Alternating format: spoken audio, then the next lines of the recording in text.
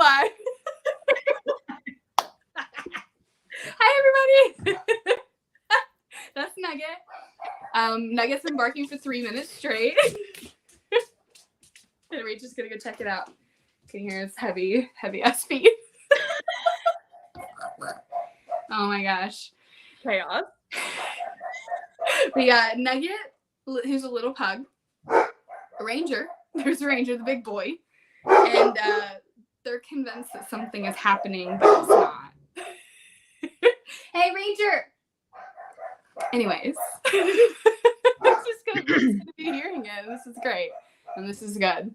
We're very pet friendly here. Man, they're really thinking there's something there. Oh my gosh. Jenny says, Doggies, hey, you know what? We're working on it. Oh my gosh. They are talking to the aliens. That's it. They are. Okay. Adler, I'm going to put you on the spot for a minute. I'm going to go tired, like hush them out just for a second. I'll be right back. What am I supposed to do? It's like awkward Dana moment, but like awkward Adler moment. I don't even know what to do.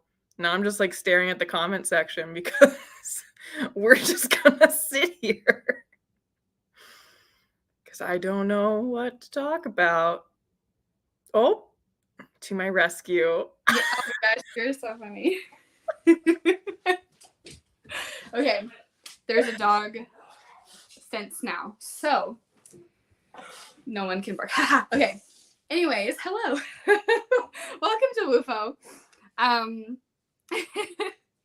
This is Adler. I'm Bex. And so excited to have everyone with us. We're seeing all the friends in the comments. Alex wants to know how's Duolingo is the owl bullying. Yes. Also, if you don't like follow the Duolingo owl on Twitter, which I don't, I just happen to see it.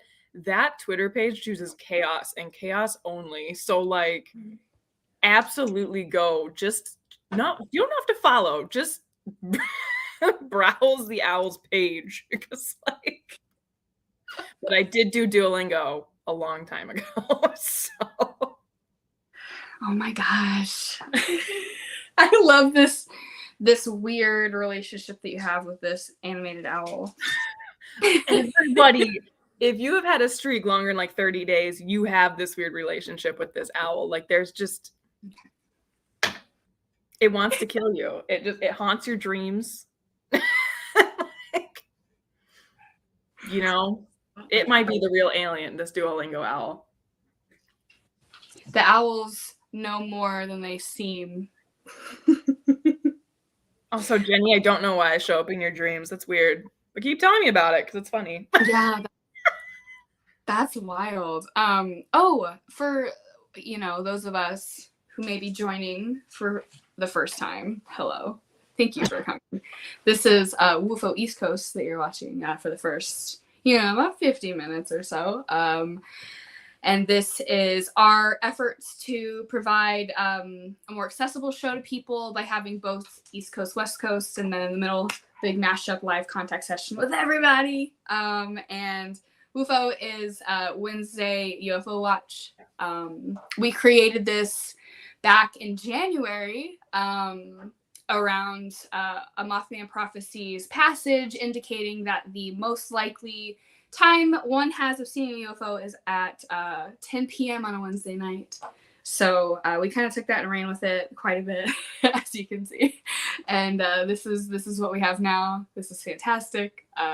We love this little community that's been created. I stepped outside myself. I walked Ranger for about 10 minutes or so and watched the sky. The moon is currently rising, so important information. Definitely. It looks amazing. And then if you pay attention on Twitter or on our website, WUFO.watch, excuse me, I have quite a few websites now. Every week, Madeline Kelly, Weird Astrology on Twitter, creates what we call a stargazing side quest for us all. And so they pinpoint a constellation or a planet in the sky that we should all learn, pay attention to, and go seek out. It was really stormy here. We had some pretty awesome rain finally for like the first time in a month. But it's cleared up and I was able to see Mars. So that's this week's stargazing side quest. And if you want to read more about it, go to the Twitter thread, or you can go to wufo.watch/stargazing side quest. And that's like something I highly recommend because Madeline puts a lot of work into it and is, endless knowledge base for that stuff. Yeah, it's cool because you can like actually learn what you're looking at in the sky, and it's just kind of fun to be like, oh, I know what that is now. So. It's so strange how like a year ago I would look into the sky and be like, like dippers. Now, dipper. Yeah, I'm like looking. I'm like, oh, there's that. There's this. Okay, so this is here. That means this is here. Now, it's been really wild learning. That's all because of Maitland. So go check out that. Yeah, they're freaking awesome. What'd you say? I said they're freaking awesome.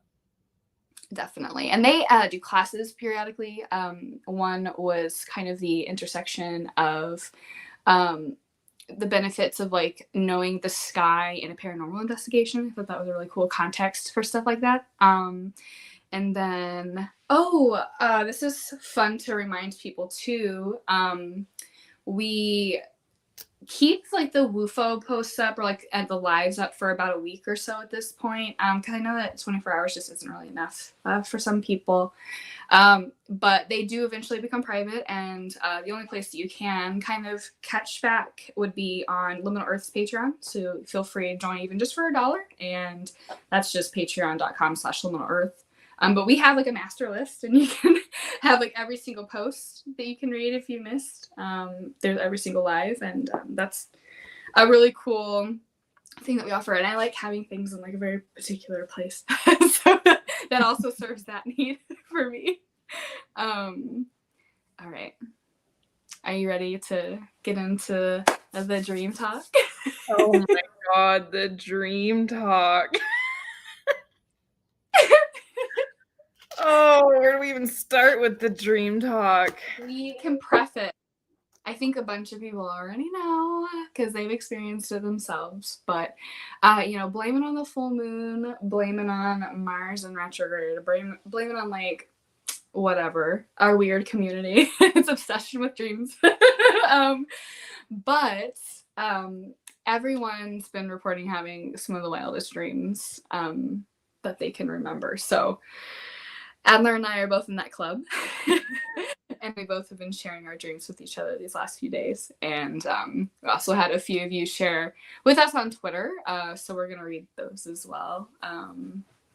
Who you want to go first? You want to talk about your weird dream? Because I know that you had one 2 nights ago that is not the first time that you've had, and ties in with WUFO lore and things. But then the one last night was really random and weird.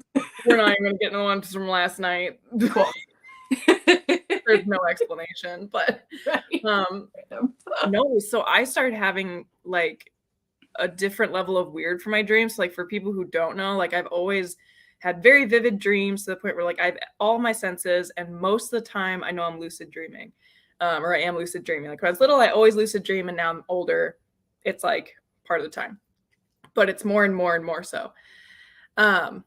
And I have had what you may call like abduction experiences in dreams. Of course, I'm like, I don't know if it is or not, because I don't know what to think of dreams. I'm a science person, and also I kind of don't want it to be real.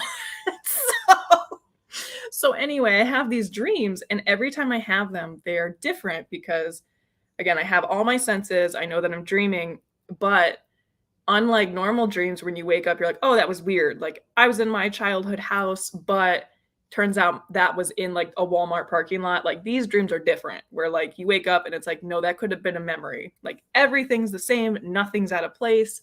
The people that should be there are there. The little tiny objects like trinkets in the room are there. Like if I left something on the floor, it's there. Like everything is how it should be. And I have all my senses, and then weird shit happens. And so like last week or whatever, 2 weeks ago, I had a dream in this apartment for the first time, this kind of style. And I thought I was going to see 3 little entities in my room. And I was like, no, thank you. And they turned to kittens. And so, so that I think was this mechanism, because they're very, very scary. Like, I don't know how else to describe it. They're very scary. I think that dream, there's now I've done this differently. And so I don't know how else to explain this, but this last week I've done it nearly every night. I go to sleep, and in the dream, I go to sleep again. And so in that second dream, I have the exact same experience where the room is the same, everything is the same. I have all my senses. I know I'm dreaming. I know I'm dreaming within a dream, and the same experience happens. And so that happened, and there were 3 little entities, and I could see them. I don't remember exactly what they look like, but they were short, little squat things and like hooded somethings. And I don't remember all the details. Probably Bex knows more details than me if I even said them. But these 2 levels down, I was like, bro, I don't want to see you. And they're like, oh, but like you're dreaming in a dream. It was kind of like, this is fine, right? Like we're far enough removed. We're like, you're good. And I was like, I'm not good. I hate this. And so then typically what happens with these kinds of dreams is that it almost feels instructional, like a way to use my dreams. And so then the nights, I guess that was 2 nights ago. So last night I went on a crazy ride. But the cool thing about that was I was dreaming in a dream again, but I was shown like a walkway with a bunch of doors. And so when I would go into a door, I would go into like a memory of mine, and again, have all the senses, all the memories, feel all the feelings.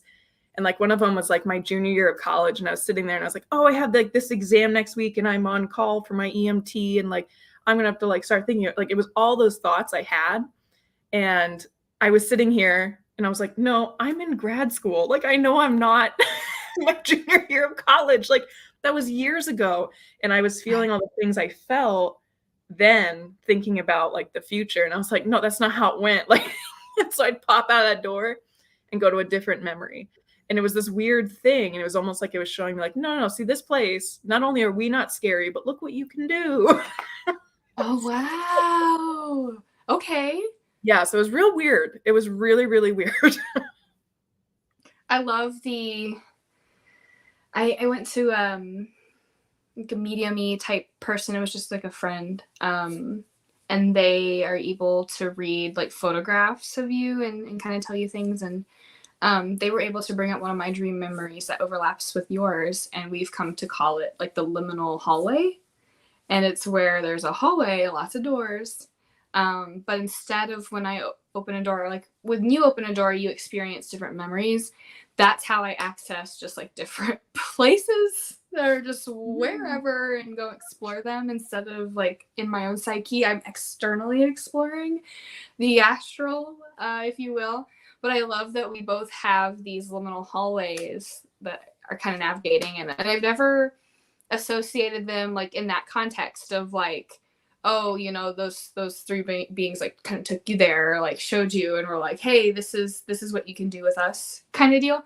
Whereas mine's been, I kind of needed this friend's help to even like recognize what that was and how to use it in a sense. But it's both a location that we've had to have been guided to in a way. But I like that our doors serve different purposes. Yeah. That's cool.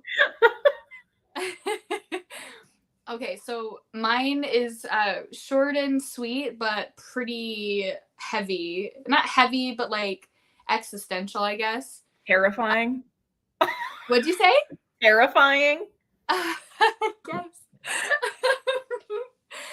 So I was in this like dark room. It had like one light above.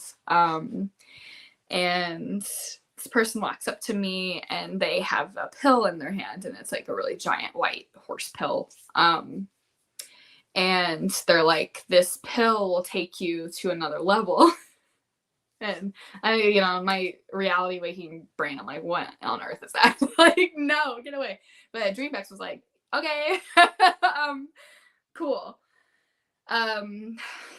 I find myself on like a hospital bed or like a gurney the majority of the time. And I find out that this pill is like slowly killing me, and it's like decaying me from like the inside out. And I'm like discovering evidence of this in various ways that are pretty gross and graphic.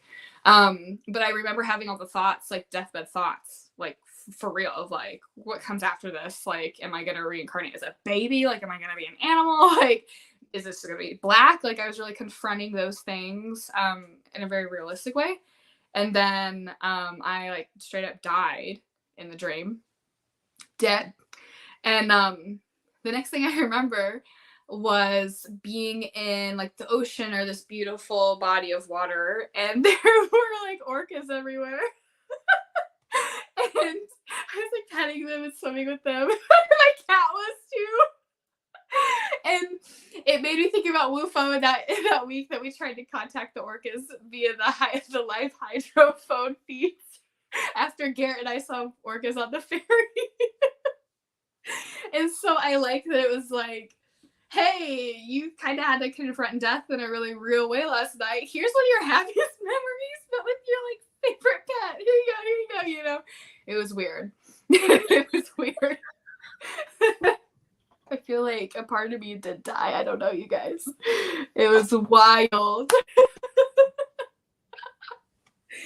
Man. With the orcas. What'd you say? I hate that dream, but also, but I think my brain's done that too, where I've had like one of these like quote unquote instructional dreams from something, and it was awful and horrible. And then the next night it was like the best dream I've ever had. My brains are just like, here you go. Here. Yeah, more sugar, more spice. It's okay. It's all right. You're okay. The kittens. The kittens. You know those bitches though, they're like, oh, well, you're fine. You're asleep twice. And it's like, it's not okay. Okay, I'm going to read a couple of dreams from fellow WUFOers on our thread that we shared, and then I'm going to bring on our guest. I'm very excited to talk to her with you guys. So I posted on Twitter, like, hey, we all have been having weird dreams. If you want to share yours, we'll read it on the live. So we have a couple who have been kind enough to offer theirs. So we have CJ.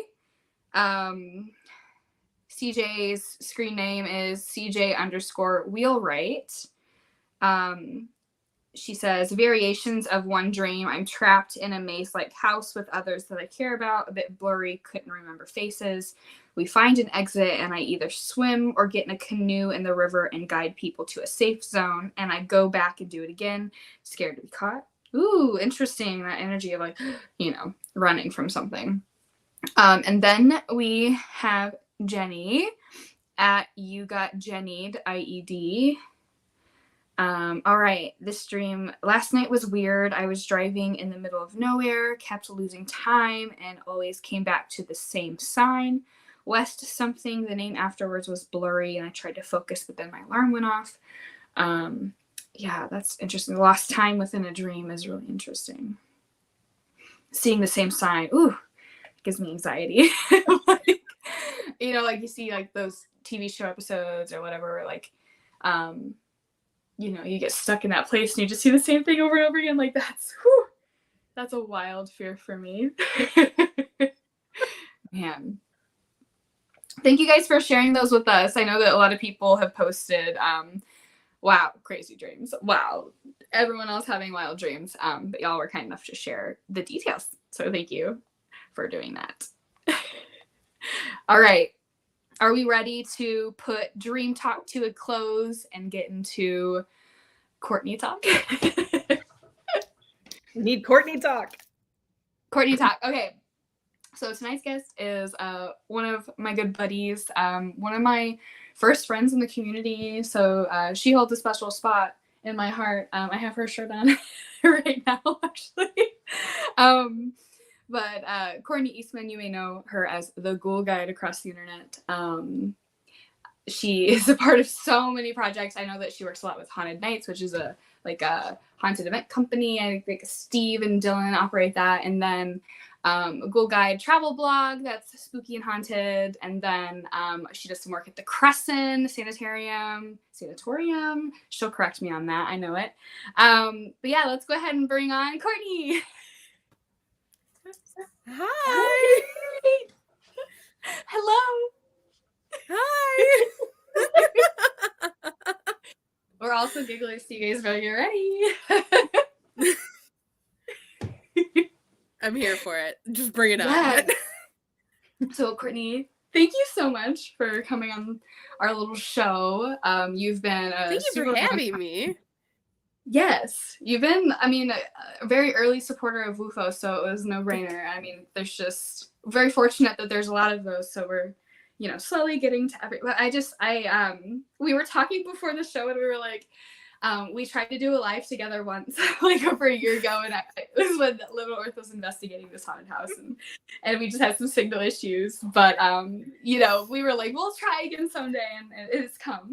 We're so happy. Yes. It's here. We have made it. It's a year too late, but it's fine. Everything's fine. You know, like, that next week would have been great, but this is fine, I guess. Oh my goodness. So I'm like restless about the hot topic that kind of, it didn't bring you to become a guest on WUFO, but it happened shortly after you agreed to be a guest. So I think it's really fun and wild, and I kind of want to hop into that first, if you don't mind. Yeah, let's get into it because I still can't believe it happened. I still don't know what it is. So I don't know. I just want to talk about it. Yes. Okay. So I actually have it. Garrett hooked me up. Thanks, Garrett. I can play it within the stream.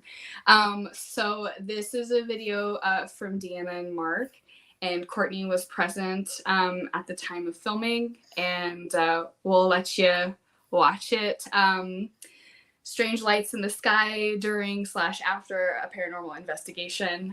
They are orange lights that are kind of coming through, not orange in the video, so be aware of that. And then there's also a green lens flare. That's not the strange lights, but let me see if I can pull this up here. All right, yeah.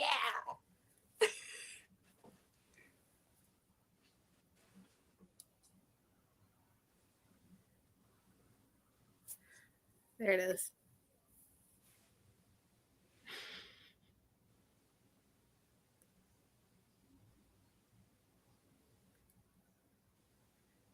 Whoa.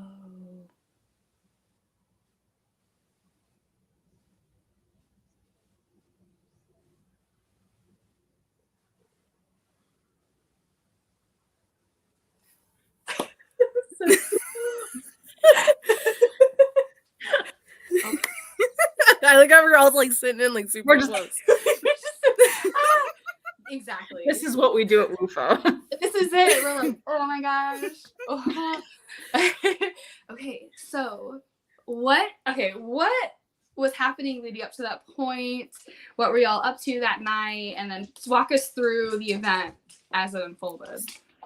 So what happened was this was probably around like 3 a.m. So I didn't come out to the car till probably about like 2:50ish, 3 o'clock. I had actually just got pulled out of an Estes session that I was under for quite a long time. And I guess it got like really weird.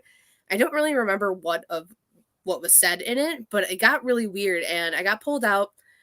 It was super cold. We were at the Fairfield County Infirmary out in Lancaster, Ohio. So Ohio is just weird on its own. So I guess this should have happened there.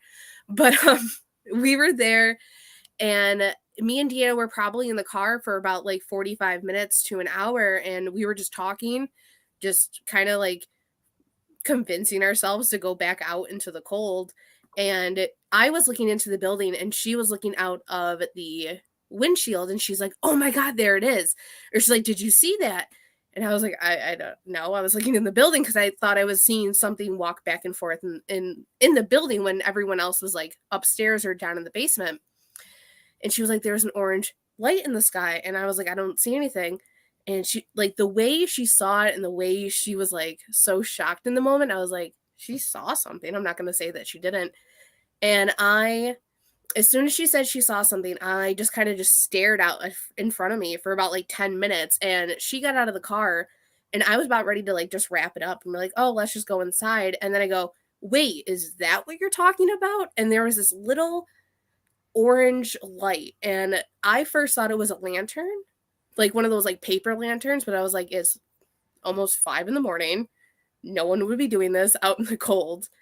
And the way it kind of just like disappeared, the way I saw it, it looked like it just like a TV shut off. Like it just got sucked up like that. Like it didn't fall. It didn't just like, it just vanished. So that happened. And then we called her husband, Mark, out. He came out probably about like 10 minutes later, stood outside for about 5, and then they came back.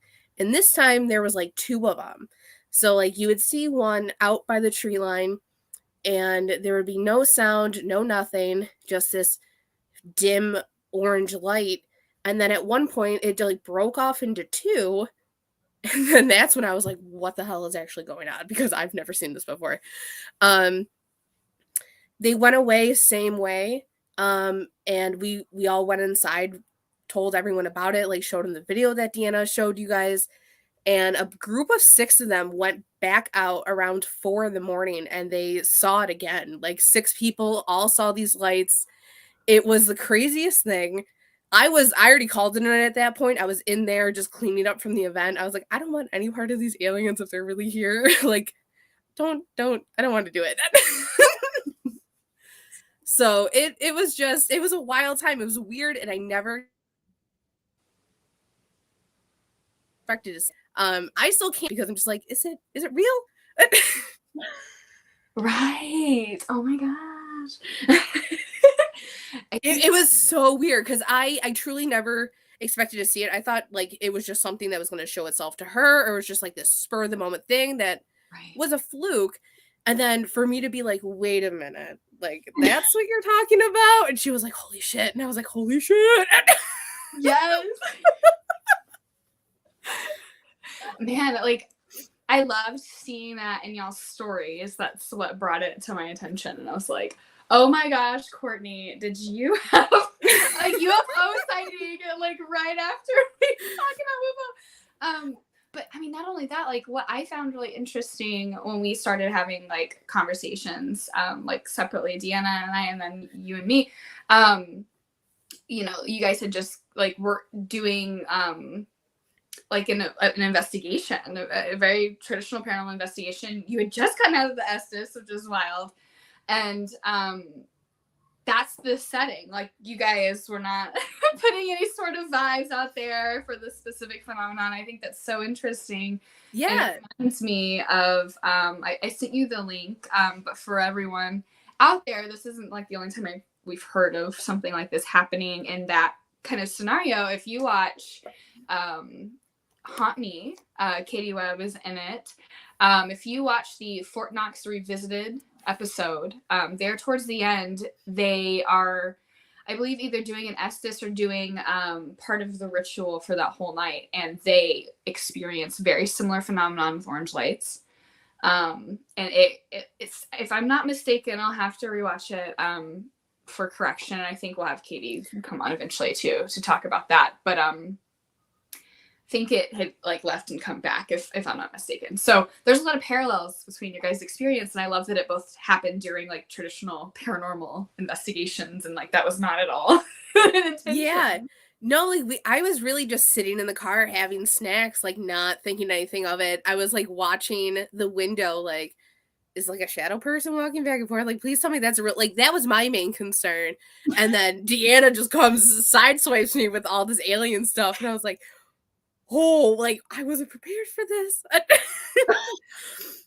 But yeah, no, it was weird, and I don't know, I don't want to say like I never really cared for aliens. I've always been like on the fence with them. I'm not gonna lie, they kind of freak me out, but I also think that like goes back to when like YouTube was first around, and they like had this silent video of an alien autopsy in black and white, and I watched it. Like, I got, like, halfway through, and then I, like, traumatized myself, so I was like, no, I'm good with, like, the aliens, it's fine. I'm like, I'll stick with the ghosts. It's like, I actually still want to look at this shadow Yeah, person like- floor. Like, how about that shadow person? Like, he's pretty How cool. about that, He's alien? in the No, no, no, building. no, no. Like, we're Look- warm. Look over there. I love it. I love it. And like, I don't know, I feel like you're someone who like, yeah, you can be a little freaked out, but you're not dismissive of them at all. And I love that so much. And so for you to have an experience to me is like, oh my gosh. And Deanna was mentioning, I don't want to speak too much for her. We'll have her on. She'll have this story as well, I'm sure. But she kept saying like, you know, I haven't really had any experiences like this before, and I'm not like, it's not like a key interest of mine, but like now this feels like a whole new world. And then I think the other thing that really stood out about her story was that she said that y'all, I think especially the group of 6 afterwards, that they sort of bonded after the event. Mm-hmm. And that there's this newfound bonding. And I know that the Haunt Me group, I believe, mentioned something like that. Again, it's been a little bit since I've seen that. But it seems like that would be something of like only we, as far as we know, have seen this. This is very special to us, and it's like it becomes like a sentimental type experience rather than I don't know. It's like this weird little thing. Like, you know what I saw. Like, we can talk about this and not think we're crazy. But like, if I tell someone else and be like, you saw a helicopter, like, calm down, it's cool. Like, No, but listen. yeah, but listen, you weren't there. You weren't there. You should have been there looking at the shadow person. It was all there. That's so funny too, because like y'all like posted, that was why I love that, because I know I was talking you know, with a few of our fellow paranormal friends who've had experiences, but they're kind of scared to post anything about it because there's there's 2 reasons, I guess. One, it's just the general like skeptical people or dismissive people coming through and just be like, yeah, no. And then there's that fear of like what like your paranormal core group will think about that, like how they receive it, and it's kind of a mixed bag. And so I love that it was shared and y'all were like, hey, this happened. Like, I don't care, we're sharing it. I mean, you never know. Like, I don't know. Like, when people like come to me with experiences, you gotta have an open mind, because I don't know, we're in a weird field as it is. So what's another weird thing? Like, exactly. I don't know. Like, just because you saw like an alien in person doesn't mean like I won't someday. So I gotta be like, oh damn, like, okay, so that's what I gotta look out for. But Definitely. but I don't know. Paying off now. Like, look at you having experiences. I didn't ask for them, but I mean, I gladly will take them. Another rabbit hole to go down, why don't we? Absolutely. And it may be a full-blown phenomenon. We don't know. UFO. I guess we'll never know. Hey, well, let's see. If anyone out there, if you've experienced strange aerial phenomenon during a paranormal investigation, let us know. Let's see if this is just a phenomenon or a weird couple of instances. Or maybe that we just need glasses or something. Like, something has to be there. All of us. You know, maybe you're like checking your WUFO guests, you know, where they're like, okay, hold on. Yes. I gotta come back. I love it. Well, speaking of, you know, weird phenomenon that maybe isn't like, you know, just dead people. Tell me a little bit about, if you can, if it's not secretive, it's not like a secret project. Tell me more about you diving into like the Hat Man and maybe what that's about. So the Hat Man has been like this thing that has kind of like haunt me for the past year. Like, I've never seen him before, like, in that aspect. Like, he doesn't physically haunt me, but I had like I know the story of him. I heard like all the like experiences of people like seeing him like in their sleep and having them just like watch him in the corner. And it's like, I love shadow people. I think they're some of the funnest phenomena. Like, they're the weirdest things to see. So I personally love them. And so I'm drawn to the Hat Man because he is a shadow person or whatever he is. And I made a note in my phone like of a whole bunch of topics to write about for like the feminine macabre, or just like things to write about in general. And that was like the top 3. And I kind of put on the back burner, and then slowly throughout like the year, like little things about him would pop up. Like, I would see stuff on Twitter about him. I'd be like, oh, that's weird. like someone at work would be telling a story about him. People would like online would be talking about every once in a while. So I was like, okay, like maybe there's something like really to this. And it wasn't until August, the end of August, when we were at Crescent. It was Mark's birthday, and we had the whole mountain to ourselves. We were going to do Crescent and then Madison Seminary the next day. And it was downpouring because anytime I'm at Crescent, it just decides to like open up and downpour there. So it was downpouring all day. And at night, the fog just and the clouds just settled in on the mountain, and it made it all foggy where you really couldn't see down like the pathways, and it was just really spooky. And we were all in the chapel, and Mark walked out onto the pathway, and he literally almost shit himself because he saw what looked to be a tall figure out of place, lanky, wearing a trench coat and a brimmed hat. And there was no one else out there. We were also in Appalachia. Like, Crescent is kind of like in like the Appalachia territory. It's in the Allegheny Mountains. So we had that, and he came into the chapel like, where is everyone? And we're like, we're all here because our two friends already left. And he really just looked like he saw a ghost, and he was telling us, and I was like, oh no, like the Hat Man's here, like no one, oh no. And I'm just like, oh shit. And the way, like the look on his face and the way he like described him, I was like, holy shit, like no, I really want to get to the bottom of this, because like he saw a person, like he saw it, he could describe it.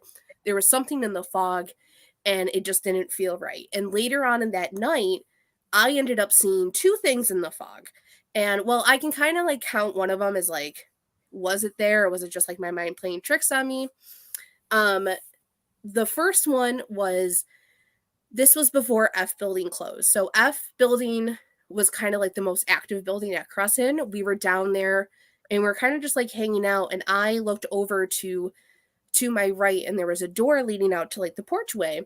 And I could have swore that I saw a whole head and like a shoulder in the door, in like the small window of the doorway. And I was like, holy shit, it's Deanna in her muumuu. She's gonna try to freaking scare us, because she has this Victorian muumuu. She has this long dark hair, and we scared the living crap out of our friend at Waverly Hills. Like, it is absolutely, like, think of like Samara from The Rain, like all those vibes. It is terrifying, and I'm already on edge half the time as it is. So I was like, it's not fair. She's out there. Like, I'm not going out there. It's like, I'm not getting scared. And Mark, her husband, was like, I'll just go. It's fine. Like, I don't know what you're talking about. He went out there. He was like, there's no one out here. And I was like, oh no. Like, no, there was a person in the window. I saw the features. Like, there was a person. And later on in the night, we do this thing where we kind of like set up our phones on Instagram Live, and we'll just leave it in a space, and you guys can investigate for a little bit. Yeah. And what happened before is that we heard a voice call out to us from down the hallway, and like what sounds like a tile gets smashed. The last time we did this in this building. So we did it again. And I went outside while the boys were, I don't know, like fumbling around with it, trying to get it on. And Nicole was like using the bathroom or something. And I was just standing outside, and I was looking by a bush, and it looked like someone was just like stepping out of the bush. And I was like, oh no. Like, I'm not prepared for this. Like, like I'm the last person that should be out here alone. This was like right after like Mark saw the Hat Man, and like he wasn't even around at this point. And I was like, oh no, like I'm like legit out in the elements. This isn't fair. And then Nicole dropped her flashlight in the porta potty, scared the absolute crap out of me. So I looked away, and then when she got up, I was like, shine your flashlight over there. And there was nothing there anymore. So I don't know if she scared him away or I just made it up, but I thought I saw something in the fog for like 2 minutes. And I don't know, there, after like hearing Mark, I wouldn't believe it. So that was like the whole thing about the Hat Man. So I'm gathering stories and experiences from people who have like, I don't know, like overheard experiences from friends or family members, or even had them of their own. And I'm trying to like see if there's any common ground, and, you know, like what could actually be this person, and if it kind of relates back to anything. So I'm going to try to put that in the Feminine Macabre Volume 5, but if that doesn't work out, it might go into the 6th, or I might just publish it on my own and just say, here you go. Here you go, world. Yep, there you go. And There's the what? hat man. I love that so much. I love it. I love it because I can relate a lot with that feeling of like, all right, let's get to the bottom of this. I'm collecting Right. stories. Like we are going in deep. Oh man, that's my Right? favorite. Like I really just want to know because like my fear about this is right now is like I'm taking all these stories in and I'm diving deep and it's like, am I gonna call him to me? Because I'm also not prepared for that. Like, unless he wants to like have like a sit down interview with me, like that's cool. But like I personally do not want him like haunting my everyday life. So hopefully I'm not calling him in with this. But I don't know. I'm excited to see like where it goes and like what pathways it like takes me down. Because I feel it's like another little rabbit hole thing. Absolutely. And this would be like a really long rant, so I'll save this for private convo later. But like I can totally help you with like setting boundaries and making sure that like you don't summon like he has talked a lot with that. Yeah, there's definitely like you're in control. You're fine. So boundaries. Yeah, we'll talk. you won't have to come. It's fine. Everything's fine. You're in charge. You're just curious. That's not an invitation. I said no. Yeah. Yep, exactly. Oh man. So for those maybe in the audience that may have a Hatman story, can they send them to you? If so, where? Yeah, so you can send them all over to me like on Instagram. You can just private message me over on there. Or you can go to my email, which is just theghoulguide@gmail.com. And I'll respond back. I'll take in your stories and we'll see what happens. Woo! I love it. I know that Garrett is like not loving it because this is one of his things. He does not like the Hatman. And I think I remember when we got like the liminal submission in on the topic, he was like, no. So extra excited for this research paper to drop. I'm gonna send it to him. I'm gonna slip in his DMs and be like, yo, so why are you afraid? I gotta know. It's for research. Very important. I can't remember if he's had an experience or not, but I'm sure we'll hear about it. It was gonna be like the Hatman said so. The Hatman sent me here. So you dropped, your contacts, and we can see it in your username too. So the way that I've come to know you is through the Ghoul Guide on Instagram, and you've been doing that for a couple years now, and have gained quite the following. It's been amazing to watch. But talk to us about like the beginnings of the Ghoul Guide. How did that get started? So I always loved the paranormal. It was always just like this weird constant in my life. And growing up, it was like just a taboo topic that I've grown so used to like people being like, I don't want to talk about that. Like, I don't want to go so with you. So I'm just like, okay, cool. And I like internalized it. And then when quarantine happened and I was getting out of the house and like taking drives to like the places around me and like old cemeteries around me, I kind of had this idea of like, why don't I just like put everything I love together and just put it out there and, like have a way to like tell the stories that I want to tell. And I don't know, like meet the friends that want to like go out and investigate and go to all these places and see these sites. And so I gave myself the deadline of October 1st, 2020, and that I would post. I really didn't think that I would keep up with it. And ever since that post on the 1st, it kind of just like took off and it became like a routine for me. And then it just kind of like opened up all these doors over the past 2 years.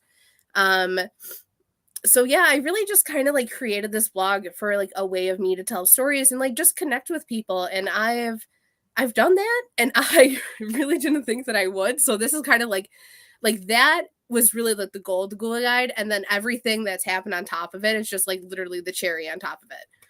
Yes. I know one of the things that come out of it is you have an article coming out in like is it a local newspaper, the Beeline? Yeah. So did they like interview you or like how did that go? Because that's really cool. So my mom actually works for like a local newspaper, which is the Bee. So she helped me do this, but she pitched the idea to interview a paranormal investigator, and she didn't know if it would take it because it is Halloween and they're doing it now. and she got an email saying that I was up for it. So they interviewed me. They listened to a whole bunch of like my podcasts and stuff, and I went in for an interview. I want to say about at the start of the month, and then it came out today, so it's on stands in Buffalo and Western New York, for until next Wednesday. Wow. Yeah.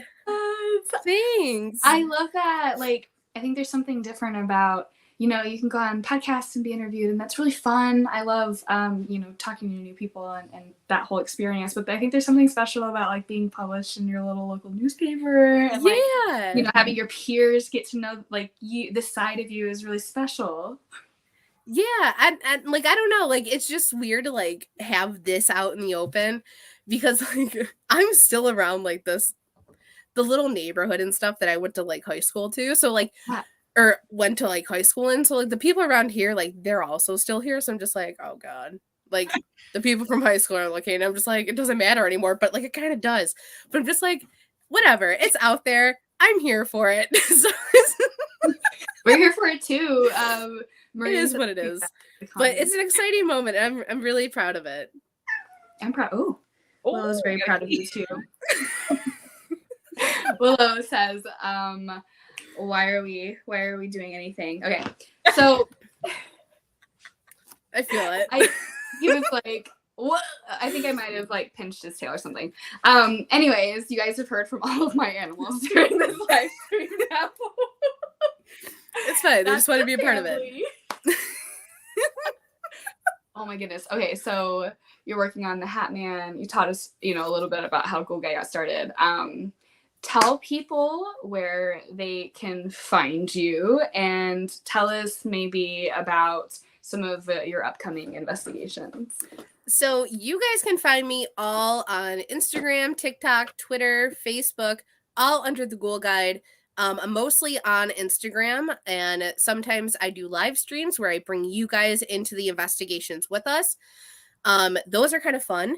I also launched a subscription service on Instagram, so you guys can like come and like see the behind the scenes of the Ghoul Guide and like see some of the nonsense that we do on these trips. If you want to, if not, I'm still going to share some of the nonsense that we do, so don't feel like you're going to get excluded.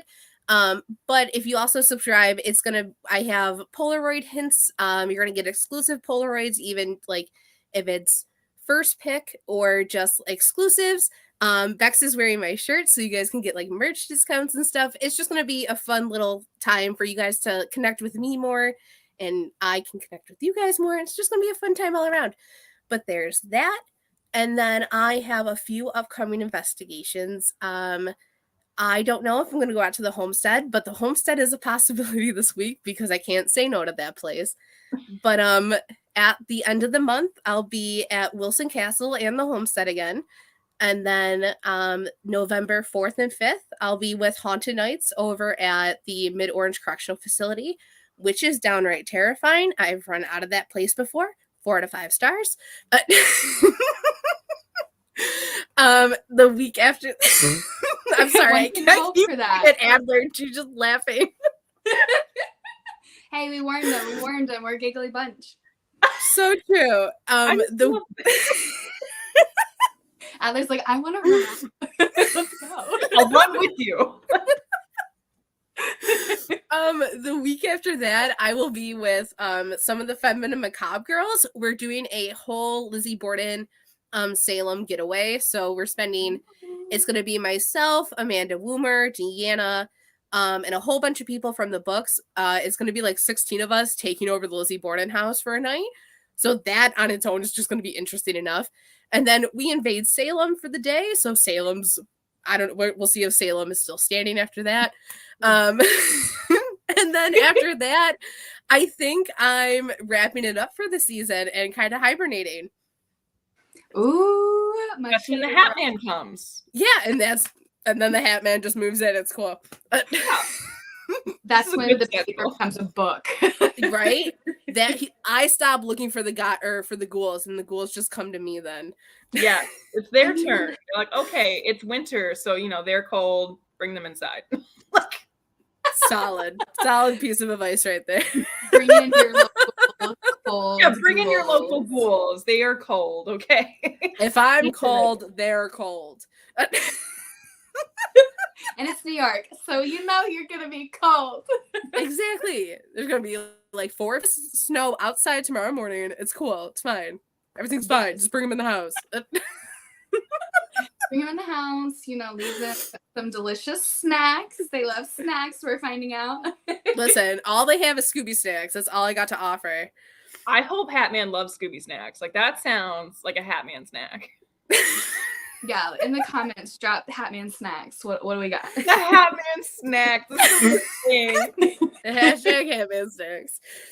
I Hatman. now love the Hatman from this alone. Hatman snacks. I think, you know what? I think I found my Halloween costume. I'm not even gonna lie. Absolutely. Okay. Well, Courtney, I don't know if you're aware, but Liminal Earth, we're having like a funny virtual costume party. I think the Wednesday before Halloween, if I'm not mistaken.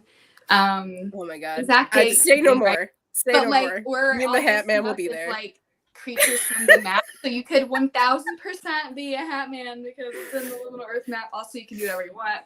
But yes, an excuse for you. No, to we dress got it. It's cool. Yeah. Say no more. Perfect. Oh my gosh. Well, this has been so much fun. I knew it. I was so excited the whole day. I was like, this is gonna be great. Can't wait. Oh my god, I'm so excited we did this. Yes. Well, and of course, like you're welcome back anytime.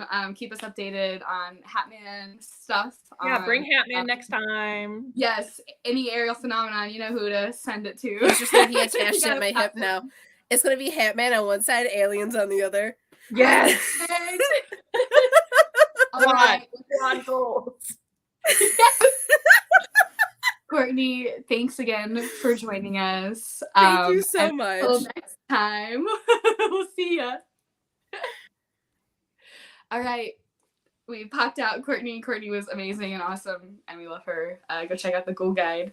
Now, the Adler and I are gonna take a brief 5 or so minute intermission to get supplies for the live contact session, maybe some snacks, maybe a potty break, who knows. But we have a new intermission video for you. It's gonna be fun and cool. Are you guys ready? All right, but when we come back, we'll have Garrett, Jeremy, and Dash. Super exciting. So let me figure out if I can pop on this video. All right, bye guys. I did it. Yay.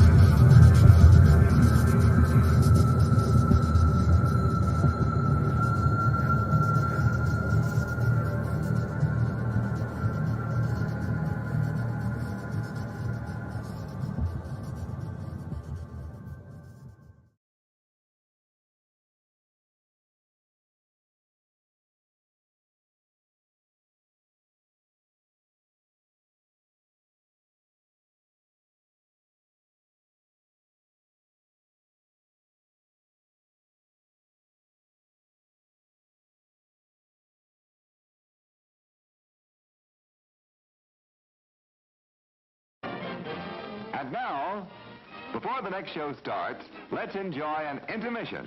You'll find our snack bar chock full of good things to eat and drink.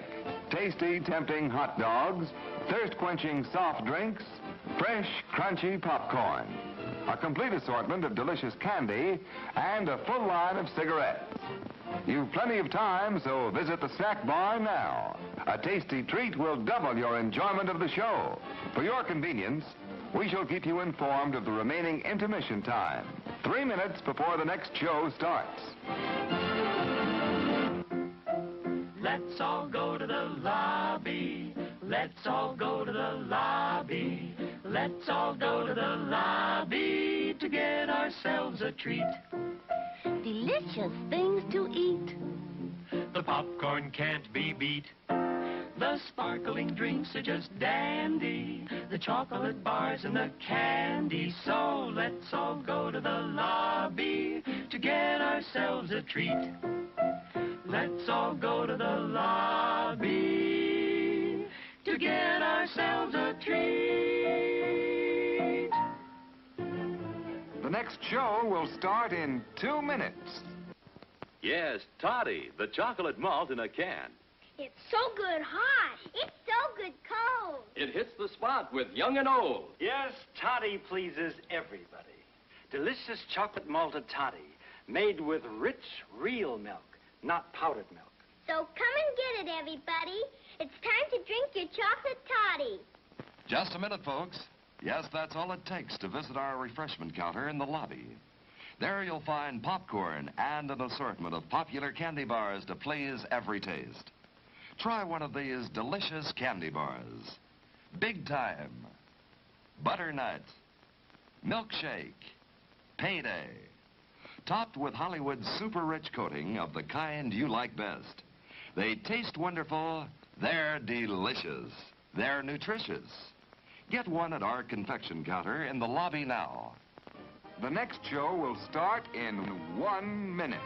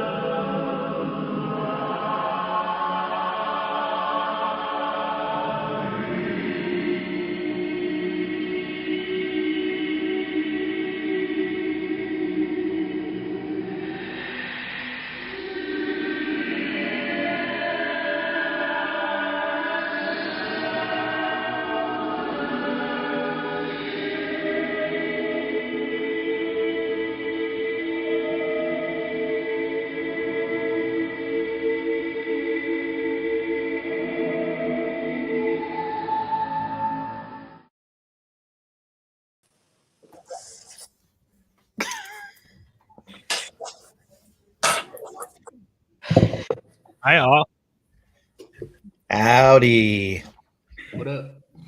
Hello. We're back. We're back. We're all together.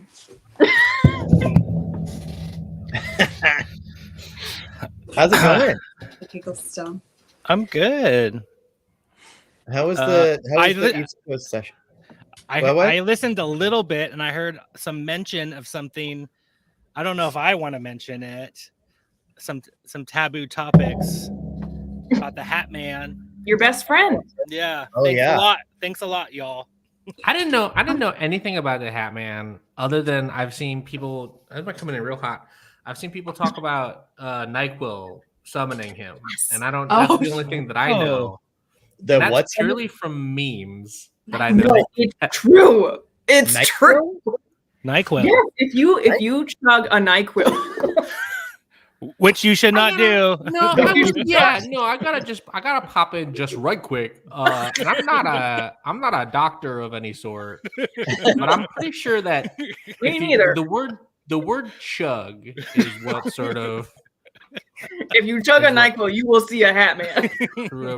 Yeah, if you chug a NyQuil, you're gonna see a lot of stuff. Though, exactly, you know? but you will definitely see a Hat Man. Okay. Well, I hope there's a second way to find him too, because Courtney will figure it out. At least a All second. right. I just want to know, like, okay, so look, here's the deal. If you ever meet the Hat Man, like, what's a question that you would ask the Hat Man? Where did you get your hat? Right, exactly. Like, what kind of hat hat. is that? Can we trade? Yeah. That's such a Jeremy question. Oh my god. I always see I should have. The Hat Oh, go Man ahead. like rocking a sweet trucker cap, like mesh. You know, It it could makes even me- say Hat Man on it. I wonder if, like, you know how in Mimic it's not actual faces, it's the hands that look like a face. I'm wondering, like, is the hat a biological part of the Hat Man, but like we think it's a hat? You know what I mean? That's what I'm thinking. I Whoa. like it. To go down. Because if it's not, where to get it? Absolutely. Is that your head or no? Yeah, hey, is that like a cool space hairdo that I don't? Gosh, that reminds me of a tweet, you guys. Hold on. You know, Sweet. or maybe it's something that you get, like if you've done a certain thing and you make Oh. it possible to the other side. Okay, no, hold on. So You wait, get- are you Hair like suggesting that That's Hat a- Man? Or is his hair like that? So you're saying that Hat Man is a job that you can be appointed to? Right? Yeah.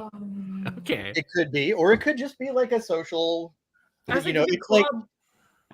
I was thinking, like, you know, they're like the Lions Club of the other side. Okay. You know, maybe they're just there to perform some service, like raise some money for a local eatery. Like tell you, hey buddy, take less NyQuil next time. That's bad for you. That's what they're doing. They're like, bro, you're close to death, maybe.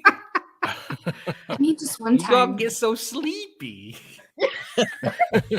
Go see lots of stuff. Oh my gosh. I can imagine like of all the like Courtney's story of all the places to see the Hat Man, it would be like in some foggy night on a mountain. Like, of course. I gotta pop in again to say, please don't take NyQuil on a mountain. Just sort of in general. That's outdoor safety now. We're just getting into outdoor safety. Okay, but if you live on a mountain and you have the flu, you can take a dose of NyQuil. Well, yeah, but That's don't fine. like. Okay, I don't think that was the context that was being suggested a It's second on the ago. internet. I have to take you really literally. You mean people in Okay. mountains can't have NyQuil? I remember here's a great thing. that ad for the coffee. Oh, hold on. Liv suggests that it's like, yeah, it's a Santa Claus. That came to mind too. Rules. Yeah, the plot of the Santa Claus. Yeah. When's the last time you watched the Santa Claus? It's been years. Yeah. I only ask because there's two things in that movie that I think a lot of people don't think about. One is that at one point there's a whole thing where a bad person and coke snitch Tim Allen goes to a bring your dad to school day, which is not a day, but he takes his dad to school day, and there's all these like all the other dads though are like generic, like there's a construction worker and but one of them is dressed in an astronaut, like a spacesuit, but it's not like a NASA spacesuit. It's like a weird silver spacesuit. And I guess you're supposed to take that kid's dad is some sort of unlicensed astronaut. That's a really good detail. But then my favorite part of the Santa Claus is at the end of the movie, someone asks his son, like, what do you want to be when you grow up? And the kid looks up at where his dad just flew over as the Santa Claus and says, I'm thinking about getting into the family business, which implies that he's going to murder his father to become the Santa Claus. It's a good movie is all I'm saying. Wow. Layers. I never knew about the layers in that film.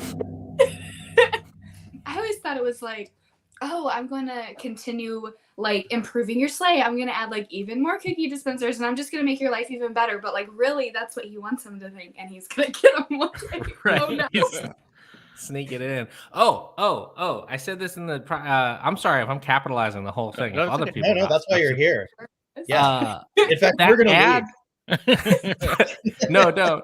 The ad where the people are all talking about the chocolate drink and they all rhyme reminded me of a really crazy spooky thing that happened to me when I was in my early 20s before I had looked into any high strangeness stuff at all. And back when I was living in San Francisco, where I'm back currently, I'm on I'm in a little trip. I'm on the West Coast. I don't normally live here, but I'm here now.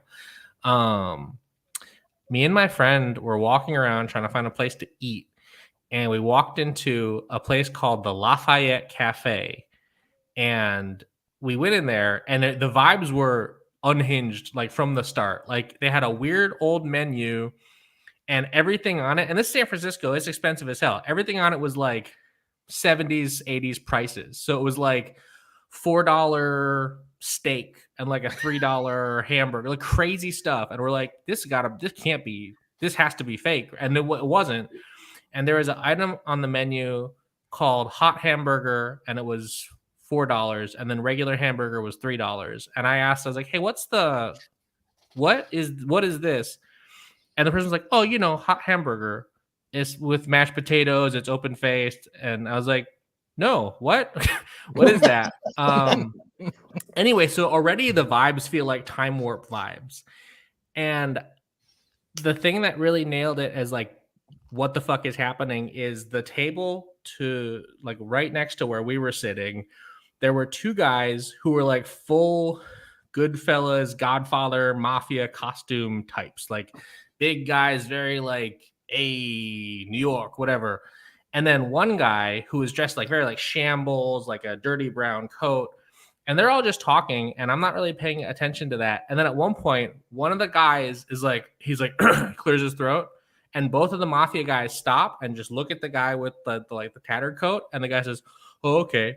And then he like leans in and he goes, and we'll rally around the flag. Yes, we'll rally once again, sounding the battle cry of freedom. And then the other two guys just nod like, yep, good. And that was it. And then they just went back to talking. And I was like,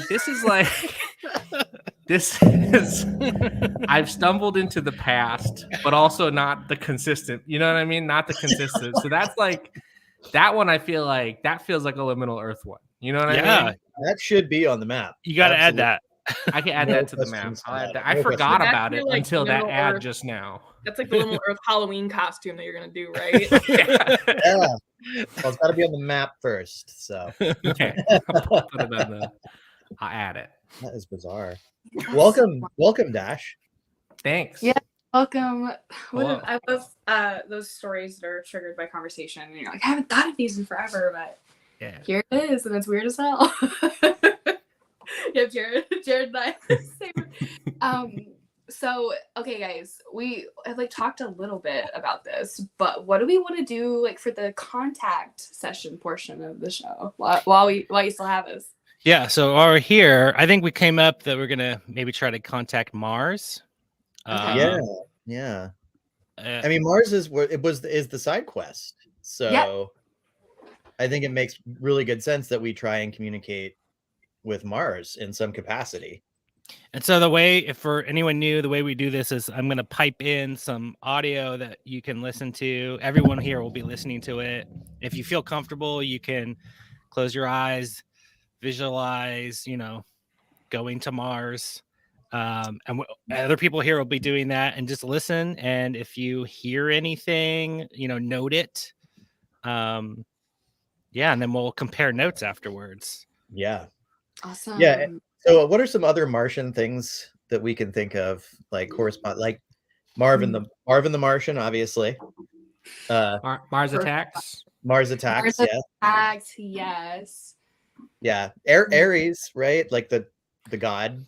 I was gonna ask, are we talking about the planet or the guy? But planet, I guess. They might be the same. Why not both? Totally. There's the Martian, Matt Damon, pooping and growing potatoes. So listen. All kinds of different ways that we can go with this. Okay. There's also Elon Musk trying to blow up the poles with nuclear bombs, and yeah, maybe let's not think about that. I would hate to contact that man in any sort of way. I don't want the wires to get crossed. I'm sorry, forget I haven't mentioned it. Refresh. I do.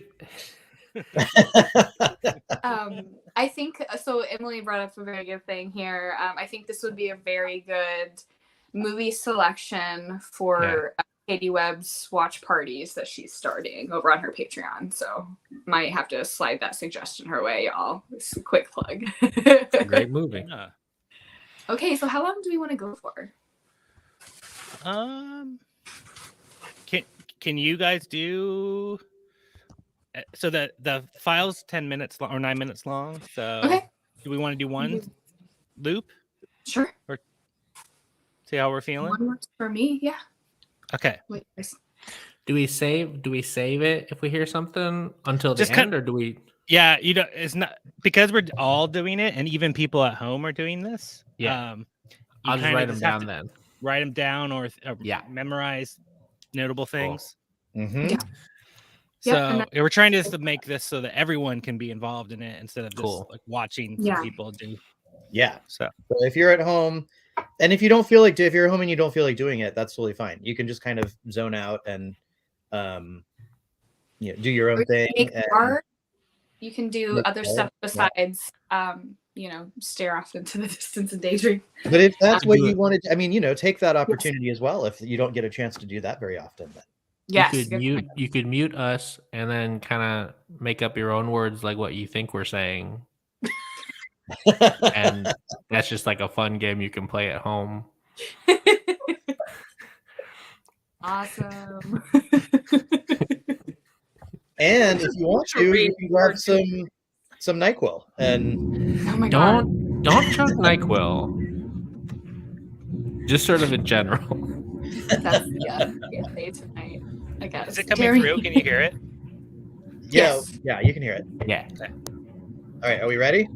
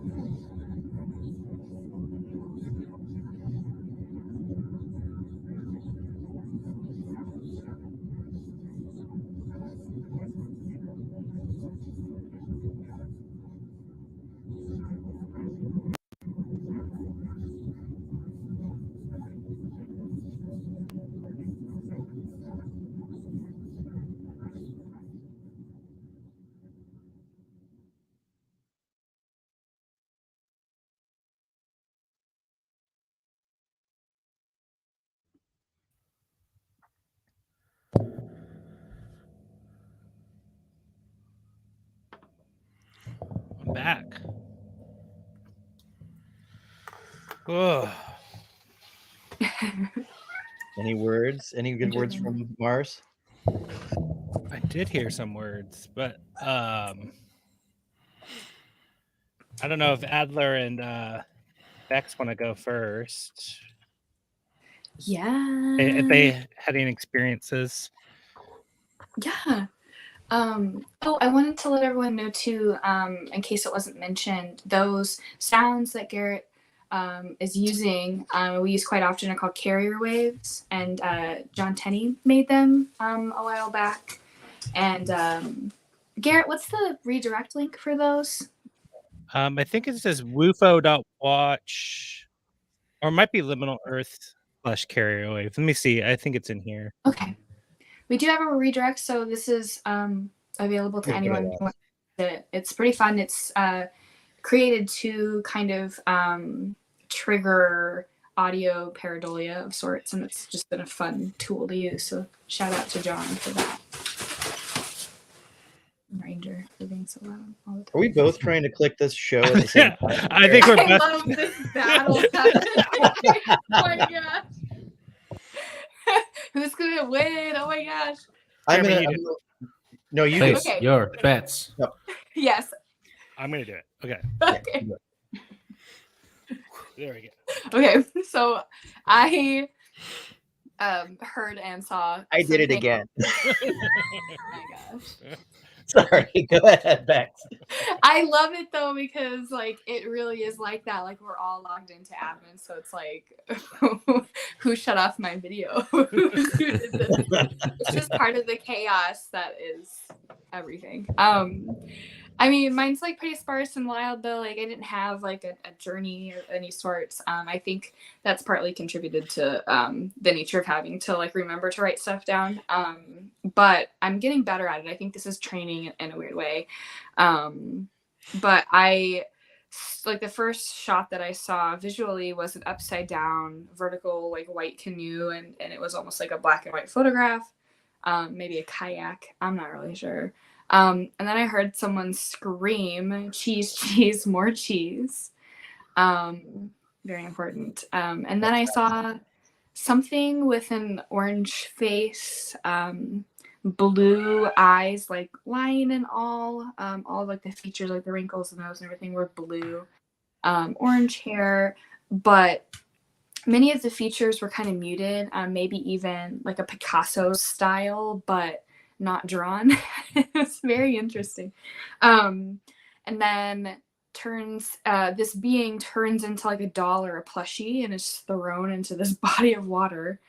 And then above the body of water, I start seeing like these red heat waves. Almost looks animated or painted, but they moved with my breath. Then I started to hear metallic footsteps, maybe like cowboy spurs or something. And then I like looked, and there was this red moth that kept landing on my hand, and it was really cute. But I kept thinking like, a solid red moth. This is really really weird. I don't know if it was like the moth that said it or just some like weird floating voice, but it said they call me lightning. And then my last note is ooh, which I think was me trying to unmute myself. So with my phone, that was my experience. I like that you're just like it was sparse, and then I know, right? Nothing much And then happened. just like We a had lot of stuff. nothing much. And then a moth named Lightning, and then this like thing turned into a plushie, and then there was like radiation that was with my breath, and Yeah, just like regular stuff. Just, Yeah. I mean, you know, this It's is been Bex we're 10 talking minutes. about. I mean, Bex, like, she goes out walking in the woods and like stumbles across the king of the raccoons. And I do. Cool. I think it's more of a testament of just how magical Washington is. everywhere's magical. The last time we had Jim on here, he was telling us about Jim Perry. He was telling us a story about the mountain at the East Ranch and how he was breathing with the lights. And it reminds me of what you're saying about how like your breath was kind of influencing this thing you saw. Anyways, I just thought that was interesting. Such a cool relationship. Story. Yeah. What about Adler? Yeah, Adler. Yeah. But Wow. Yeah. Well, mine was like actually spar specs. No, and then I'm gonna say crazy shit. So the first thing I saw was like a pinwheel, just like one of those little kids, just pinwheels, and then like a whole ass carnival, like all the rides and shit, but there was no one there. So it was like all functioning, but just like this empty ass carnival that's like fully running. And then I also heard something, I didn't write down what it said because I just like wasn't paying attention, but something was like wanted food. So I don't know, maybe it was saying cheese. I don't know, but something wanted snacks. I forget what, but something's hungry. And then I started getting, this is like so weird. So I've only had like one dream where I've actually seen a UFO. And like, I think I tagged it with Liminal Earth, like whenever that was, not super long ago, but I saw that craft again and it floated up real close. And I could like, there was like a really low like rumble with it. And I could actually like see the detail of like the metal. So I also heard like metallic sounds that I associate with this like craft. And I was like, oh, I don't want to see it. Not a big fan of it. And then I started seeing like a really up close like card, like playing card. And it was the King of Spades. No idea. And then I kept seeing like gray alien faces, like really up close. The eyes were different. They weren't like those big eyes. They were like really strange, almost like an old man's eyes. They were pitch black, but they were like, it was a gray alien head with these like little like weird wide set like old grandpa eyes. And then the last thing, I kept fucking seeing these like gray alien faces, but then the last thing, it reminded me from the old animated movie Atlantis, where like the rocks are like floating. Do you know what I'm talking about? The scene where they're like floating in a circle. Except it was alien heads. It was like 3 like literal green, like the emoji on your phone, green alien heads. They were like merged together. So it was almost like a face that had 3 sides and it was just spinning. Wild. No idea. So before you go, I don't know if you can see any of these. Did it look like any of these ships? Can you see that? No. And then there's another one like there. No, I shared it on like Twitter a little while ago. Oh, yeah, I do remember that now. Yeah. They're just like these weird, it's not exactly like that, but that's the closest I can get, is like these weird spherical things.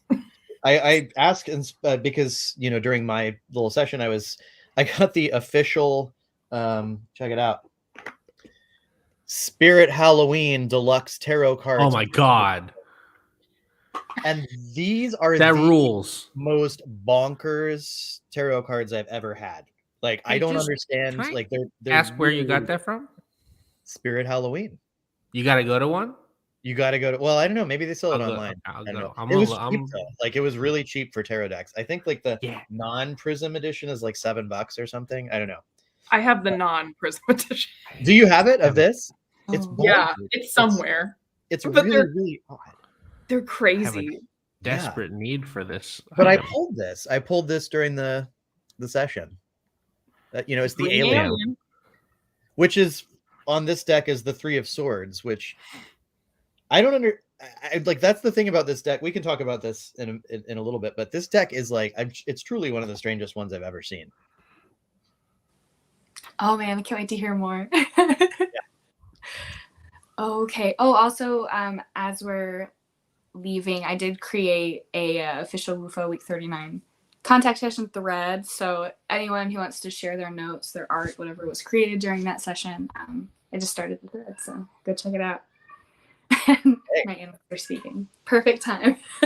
and I think we should try to go there and try to continue this going to Mars, maybe in our dreams. So for anyone who wants to, if there's anything happens tonight, you know, before bed, if you feel comfortable trying to go there and see if anything happens in the morning.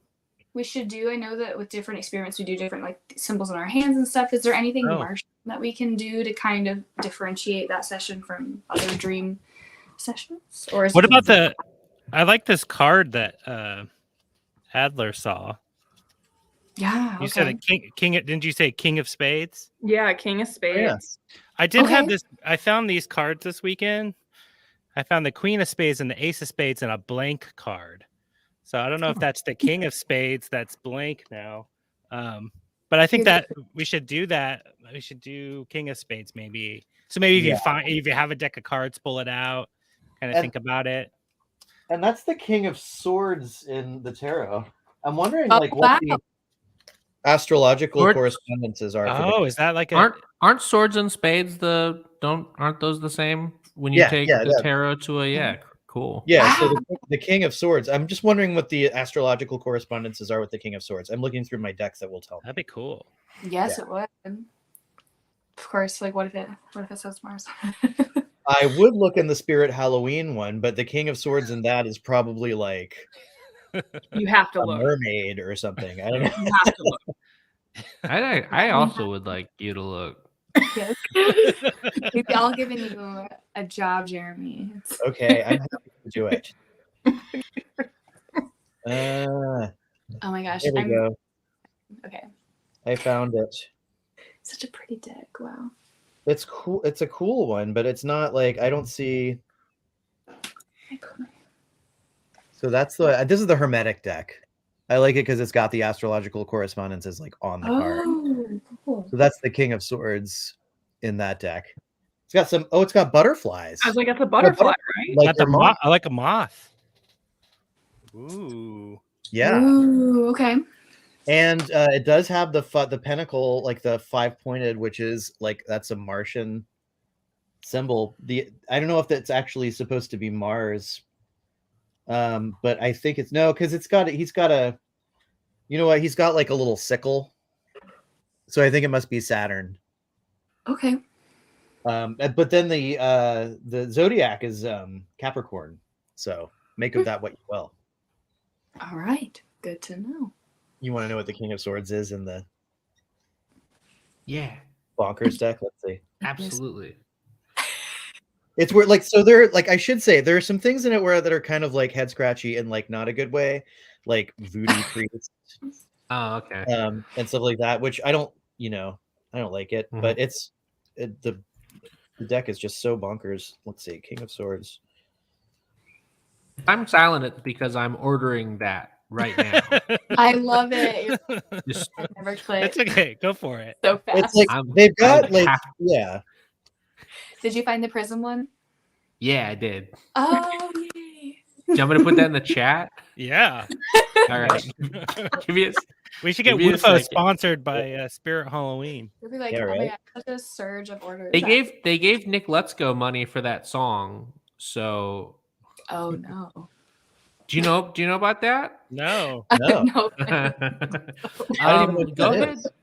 Okay, Nick Let's Go is a great musical comedian, and he wrote a song about getting sponsored by Spirit Halloween for writing their official theme song, and then they actually did pay him after that to write them an official theme song for Spirit Halloween. I think they ended up paying him to write like 3. He's great. Nick Let's Go, big recommend. But the first one is the theme song for Spirit Halloween, and it's great. It's very good. Big recommend. Why can't I find this? Okay, so here's an example. You want to see an example of how bonkers this is? Yeah. Picture the King of Cups, right? So if you know tarot, the King of Cups. So let's say cups are like emotion and like water, and it's generally like a really like positive suit. Like all the cups cards are like pleasure and abundance and stuff like that. What is a mythological creature that you would imagine you could use for the King of Cups, knowing that? What would you think? Emotion and water and like why can't I find the King of Swords in this either? Does anybody have any guesses? Who's got it? Who's got a guess? King of Cups. I'm struggling. If you were doing a tarot deck with mythological creatures. I'm trying to think of the most wrong thing because it's clearly what it is. The task. Oh, even the King of Swords is nice too. Okay, we got some guesses here. Okay, We got Loch Ness Monster. Nope, it's not a. Nor is it a centaur. Nessie. Yeah, Oh. I've got another Nessie. Yeah, no. Okay. All right. Any guesses from our panel? Our panel here. I'm thinking about like, could it be like a? If it's cups, I'm just thinking, is it a kappa? Oh, a because kappa. they kind of got a Good cup one, on the yeah. head. That's right. Yeah. Ooh. You have it, Bex? Hmm? What was the ooh? Oh, Kappa. I thought you said yeah. Yeah, it could be a kappa. That's right. Are you ready? Should I just do the reveal? Yeah. Yes. Are you ready? Okay. It's an orc. So sick. Wait. Like a J.R.R. Tolkien, like World of Warcraft No, that's sick as hell. orc. Look at him. And then he's got like, he doesn't even have a cup, I don't think. He's got an axe. Because he's the king. He doesn't need it. He's wearing skulls. Yeah. He's really tender, Jeremy. Maybe Hey, so. listen. No, listen. Orcs For a have long- layers like Yeah. J.R. onions. Tolkien really biased people against orcs, and some of that, and then Peter Jackson made him real racist about it. And I'm not saying J.R. Tolkien wasn't racist about it. Oh, he was. That man's he's so weird about everything that is to do with race. I will say, I don't know if you know about the dwarves, his whole thing with the dwarves. So No. J.R. Tolkien wrote The Hobbit and I think felt bad about how anti-Semitic it was. And then in Lord of the Rings was like, I'm gonna make the orcs I'm gonna make the dwarves very brave. And then in an interview, someone was like, he was talking to someone and he's like, yeah, the dwarves are based on Jewish people. And then he's like, because they're brave and they are people without a home and they love gold. And it's like, you were so close to saying nice things. Oh my god, I cannot believe You were Oh my gosh. so close to being cool about it. But he was almost like weirdly fetishy. Like Yeah. he spoke out a lot against Nazi stuff. And someone was like, "Are you Jewish?" And he's like, "No, I'm not Jewish. I don't have that honor." And it's like, you're taking it to a weird place. J.R. Tolkien. Compensation. There is yeah, I feel like there is a part in the Lord of the Rings where the orcs are talking. You overhear the orcs talking, and they're kind of like talking about what they're going to do after the war and how they don't really want to be there. yeah. I feel like that there part is is. really interesting. It's like Yeah. it makes you see them in a different way when you get to that point. You know, like they're just There's an article. Oh, sorry, keep going. no. That's all I was gonna say. There's an article that got written by a person who does a lot of Tolkien research about the relationship. This was on Polygon. I'm going to put it in the chat. The relation by Molly Ostertag, who is both a researcher and a really talented artist. But there's a canonical argument for Sam and Frodo being queer in that, and it's not just like a headcanon, because obviously that's true in my heart as all of us for sure. But there's if you look at the parallels between their journey and then a journey from, I think, the Silmarillion about a king and a queen who have to take a magical item to a place, and then one of them gets, I think, a hand cut off at the end, and there are all these parallels between this romantic relationship that's canonical in Sam and Frodo. And then Tolkien, I guess, had a really close friend who was a lesbian woman, and he was very not what you would expect from a guy at that time about it. He was very cool and supportive. And then he also had a young man that he was one of his really close friends, who I'm pretty sure was queer, that he would write really loving letters to, who died in war. And so there's a lot of then I just posted it in the chat, but there's a real canonical argument to a queer reading of Sam and Frodo that I think is really, really cool. And as a person whose headcanon has been not just Sam and Frodo, but if you give, hey, listen, any gay ship, that's the one, that's the ship. But this Sam and Frodo it has a canonical reading, which I think is very neat. That's cool. Awesome. Oh, I can't wait to read more. It's in the Where- chat. Where did you post that? In the chat? I don't see it. In the chat on YouTube, on the YouTube chat. I'll put it in the I'll put it in this link. Yeah. Okay, We're perfect. gonna- Oh, So goodness. maybe it is like, I heard somebody just. Have you been watching Rings of Power at all? I'm loving it. Anybody? You are? I'm really liking it. I'm enjoying it. I'm like, but I heard somebody describe the episode prior to the most recent one in a way that I think is hilarious. Orc-exploitation. And it's totally true if you watch the series. What I like that it's made the orcs like, because the orcs are corrupted elves, right? And I feel like the Jackson one made them just kind of like idiots and whatever. They should be smart and capable and have conversations and all this stuff. Because they're elves. They're elves who just got turned a certain way. Yeah. Well, I could turn this whole thing into like a geeking out over like. Yeah, that's not what we're here lore. for. Well, we could do that. We should let Bex and Adler go and say. Well, we That's what I said was gonna the say. King of Swords. What was our? The King Oh of yeah. Swords. The King of Swords. I found it, and it's Okay. a Viking. Oh. Yeah, Okay. Viking. So that's a little more like, okay, all right, I can understand that. He's got like the horn helmet and everything though. That's another show. Does anybody else ever watch any of Vikings? The show Vikings? I haven't seen that one. That is like we should talk about that sometime because that's another whole ball of bizarreness that is worth looking at.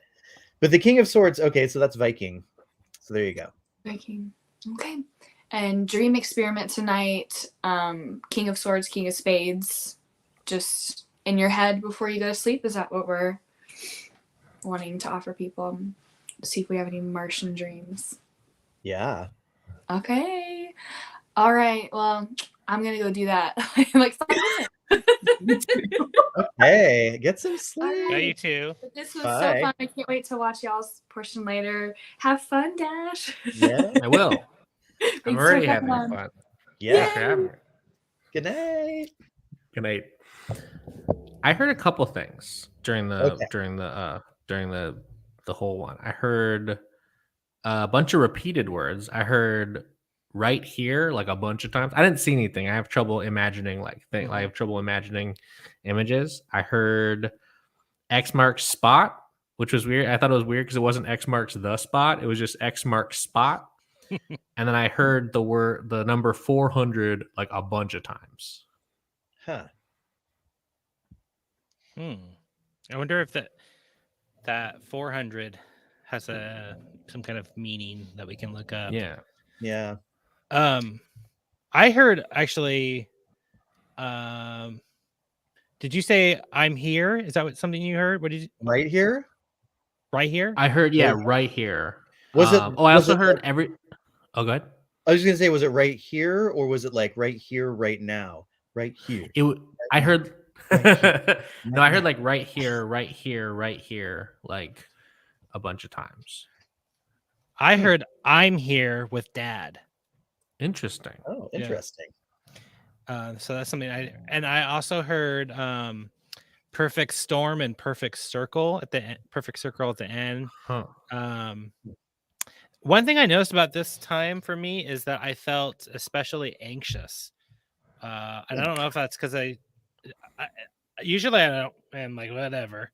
I just had this weird impending anxiousness. Interesting. Which is different. I heard I'm here with Dad. Do you want to join? I don't want to do it. Temperature. I heard an old-timey radio, which may have been just influenced by the welcome to the lobby thing from the mission. And that there was I did visualize being like in like a crater on Mars. I was imagining myself there. And then I'd eaten these peanut butter cups before coming here, and I was imagining like gifting them. And there was a door just in the middle of the plateau or whatever. And I opened it, and it went into that space like that's in Stranger Things when she's remote viewing which I didn't consciously think of, but then when I'm there, I'm like, oh, this is that thing where she's in the black, or 11 is just in this black room that's black. Yeah. And that's where I started hearing some of these words I heard. And it's weird because I remember last time we did it, I really heard this male, like kind of father figure sounding voice that I did not hear at all this time. And it's the same audio. I heard different what's that called? Like range of frequencies of voices. Like a spectrum? Yeah, like I heard like higher pitched sounding things this time. Like everything that was talking was in this higher range. Anyways, go ahead. I was gonna say, I think that one of the weird things for me was I kept hearing like it almost sounded like different, because there's like higher like frequency things and lower frequency things, but it almost like it got to a point where it was almost like call and response, where like, and I wrote them down as slashes. So like I heard the higher pitch one say something, and then the lower one would say like right here, right here, right here, and like the higher one would say all this. I heard like all this energy, and then the lower one would say sacrifice. So like all these things that almost felt like two voices like talking. Huh. I was just noticing Alex's comments, a very specific sound. Is that like every time, and is it like a sound that could be described, or? I'm curious, yeah. Yeah, really curious about that. Did Bex say that she was like talking into her, doing voice transcription on her phone? Because that's like a really good idea. I feel like if people did that, that is a really good idea. That way it's just like you have all your words and we all have it to refer to. So in the future, I think maybe we should all, if we can, do that. There's a funny thing about you hearing I'm here with Dad, because I have for my entire life, when I've heard someone say Dad in public, my first instinct is that they're talking to me, because it's the same, because the dash and Dad. So I have a consistent thing where whenever I've heard like Dad in public, I'm like, oh no, it's not me. It's a different, and but so to hear I'm here with Dad is very funny, because it's almost like an inversion of that thing that I've sort of dealt with. Or maybe they were saying dash, and I thought. So that's what. Yeah, I was saying. But it's interesting that like I'm here with dash. It means there's these two people, and you heard two people talking. So maybe there's these two things there that we're interacting with. Yeah, we have that the duo, like we call them like it's the buddy system. Like they use the buddy system. That these entities use the buddy system. Yeah, that's right. Yeah, that happens. That's come up a number of times. Like that idea of sort of that. I don't even know if I would say it's duality. It's more just like two things. It's not like two opposite things, or right. It's just like a pair of something. Emily says this really interesting stuff here. There's about how different the experience is between people who think in pictures or people who think in words. Yeah. Mm-hmm. And then also Emily said they heard a dad voice this week. Huh.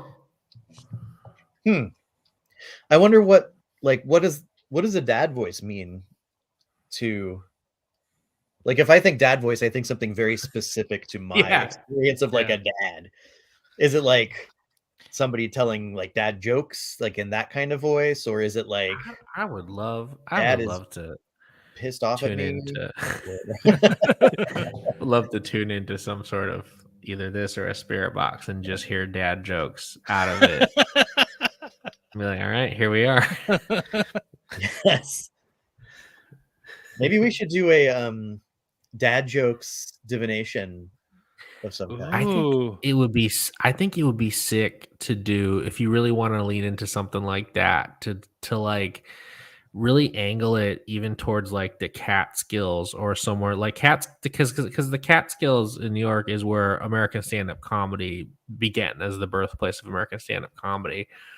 And see if you can't do something that's like, see how many setup punchline constructions you could get of just jokes. Like, see, you know what I mean? Just like even maybe have two people doing it. See if one person can try and channel a bunch of setups and see how many of them align with punchlines that someone else channels.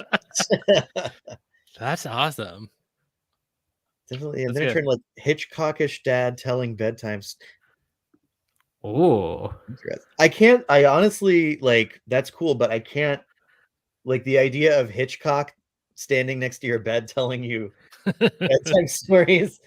Nightmarish. That Yeah. one. Does he have like a guillotine behind him? And it's just the silhouette. He's just standing perfectly to the side. Yeah. I would love to know more about that as a concept. That's cool. Go ahead. Oh, I was reading CJ's comment. Usually always have visuals, not much audio, just random tones. So Yeah. I don't usually like I would talk about the whole like going under thing I have about that and why I don't. So I don't usually I usually like shuffle through cards or something like that while y'all are doing it. Yeah. So I pulled the alien, and that was really the only thing that I was like, that's so cool. Yeah. So Dash, do you want to introduce yourself officially? And oh, sure. This is I'm like now Dash. the West Coast show. West Coast show. Yeah. I'm happy to be part of it for the month that I'm out here. Yeah. My name is Dash. I am a podcaster. I have a psychic advice podcast, sort of a tongue-in-cheek psychic advice podcast. Hilarious. Thank you. I do paranormal investigation stuff with my friends. I've shot a pilot for a queer and trans paranormal investigation show that I'm hoping people will be able to watch very soon. It's still on the production side and stuff, but I'm very excited to make that and then involve basically everyone who's part of your group in it in various ways. So that's get ready. I did stand-up comedy for 10 years. I'm out in I have a special on Amazon. I'm part of it. It's whatever. Don't look at that. It's fine. Wait, I didn't know. Wait, tell us about that. It's do you know? whole thing. No, it's fine. I did I was part of it was like a queer stand-up comedy group thing. And the whole thing was there's so many things that I probably can't talk about publicly in terms of my experience making it, but it exists. People can watch it. Some of it's good. I have traveled all over. I spent 10 years driving in my 2015 Hyundai Accent. Obviously not 10 years driving in it, but I drove up and down all over this country, and I think it gave me a very interesting view of a lot of parts of the country that people kind of tend to hate on if they are from San Francisco or New York, both places that I've lived. And there's a lot of parts of this country that I love very dearly, and I try to incorporate that. And I hate the country, but parts of it have cool spots. You know what I mean? Like there's cool people.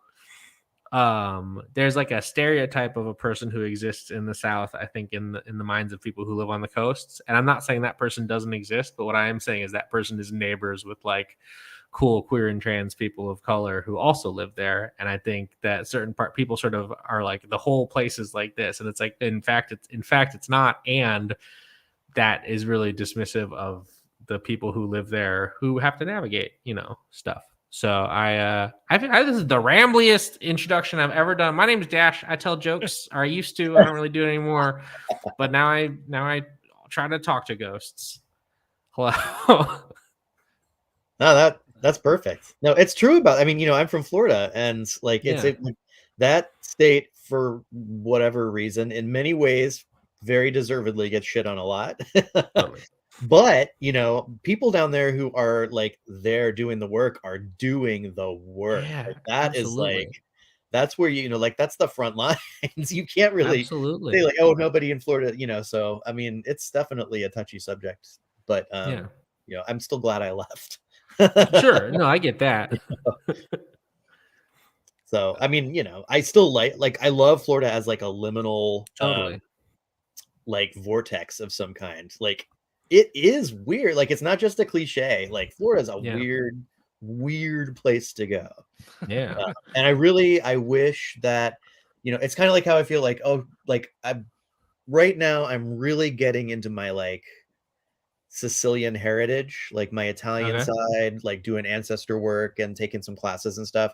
And right now I'm like primed and ready to go. And they just elected like Mussolini Jr. And it's so frustrating. And that's how I feel about Florida now. It's like, totally, you know, what do you know, do you go and yeah, anyhow, I know there's my rant for the night. No, you know, I just think there's, you know, there's I think the weirdness is so sort of tied, and this is, you know, getting into the thesis of the show I tried to shoot, you know, I did shoot a pilot for. I think that weirdness is so tied to marginalization and you know, the margins and existing on the margins. And, you know, I think that weird stuff happens, whether it is specifically targeting that or specifically just going with it because it's sort of, it is kin. I think the more sort of the easier it is to cast doubt on someone's story based on the role that they occupy in society, the more likely they're going to get a story that is a weird one. Yeah, if that makes sense. Totally. Cool. Never been to Florida, but it sounds like, yeah. And I would say, like, if you have the chance to go, and then like you should go, like go and you know, try and, you know, talk to people other than the loudest ones, and you have a much nicer experience. Go catch a iguana out of a tree, because there's tons of them. Yeah. Iguana. You're from the Bay Area originally, Yes, right? Is that originally from the San Francisco Bay Area? And so you're staying there for the month. Are you doing any investigating while you're there? I'm not. So my partner is getting top surgery out here. Oh. And so we're here, and we want to give ourselves plenty of time for them to recover, and you know, so we situated ourselves. I was like, if I think on any other trip I would be doing some investigating, but this is more of like, you know, we're just chilling out. I'm gonna eat some good food. My belly and my heart are full right now because I had my favorite Bay Area Indian food. I haven't had it in so many years. I'm very happy currently, and I got to hold a crazy little dog. So I'm having a good night currently. Right. But yeah, no. So you know, I thought about it. I was like, do I pack my spooky stuff? Yeah. But I decided against it on a kind of, you know, this is. I did bring my little bell. I don't know if either of you saw me posting about it. No. Hold on, I'm gonna grab it. Hold Yeah. on a second. I'll grab it. While Dash is grabbing the bell, I found another one of these tarot cards that I have to share. So this is the Seven of Pentacles, which traditionally would be like, you know, you like something that you're like your goals or ambitions, or like, you know, if you look at the Rider-Waite-Smith deck, it's like a farmer and the pentacles are like the fruit coming off. In the Spirit Halloween Prism deck, the Seven of Pentacles is gremlins. But the gremlins in this are like, so they're these giant gears. It's really hard to see. And the gremlins are like these tiny little, like, are they the ones that move the machine? That makes sense. That's like the classic gremlins that like fuck with machinery and stuff. Like yeah, but they're like gnomes. In this Cool. depiction. So it's like machine elves or something. And it is just, I love it. This is so strange. So I got my bell. It's I made it. I crafted the thing around it out of armature wire, and I put it on a chain. But this bell just appeared in the middle of my floor at home where I live. Ooh. And at first I was like, all right, it got like pulled up out of the cracks in the wood by a Roomba, right, or something like that. Like it's from there. And then I investigated that a little bit, and it is like twice the size of any of the cracks in the wood where it could have come from. So it's not from any of that. There's no space. And I was very silly crawling around the whole apartment, like trying to be like, where can this bell fit? Nowhere. It fits nowhere. So this bell and it's not even like, it wasn't in a corner, like it was straight up in like the middle of the floor. It just showed up and was there. And I was like, this feels very cool. This feels like a gift. And a friend of mine was like, you got to take it into the woods and bury it and then say out loud, I don't accept your bargain. And I was like, that's not what I'm going to do, but it's cool. This is a cool. And if it is from the Fae, don't worry, I'm not going to eat it. And I think that's the only rule for that kind of engagement. But yeah, but I also just think like bell feels like, like cleansing, clearing is sort of what I associate, but also like it's almost like a little like a jester hat bell or something off like a cat toy or something. That's amazing. Does it ring at all, or it's got a little like here? Let me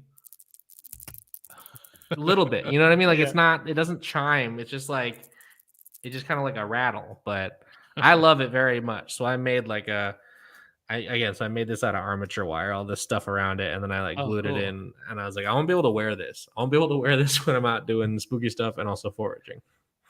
Yeah, which go hand in hand, totally. I think so. Yeah, same thing, really.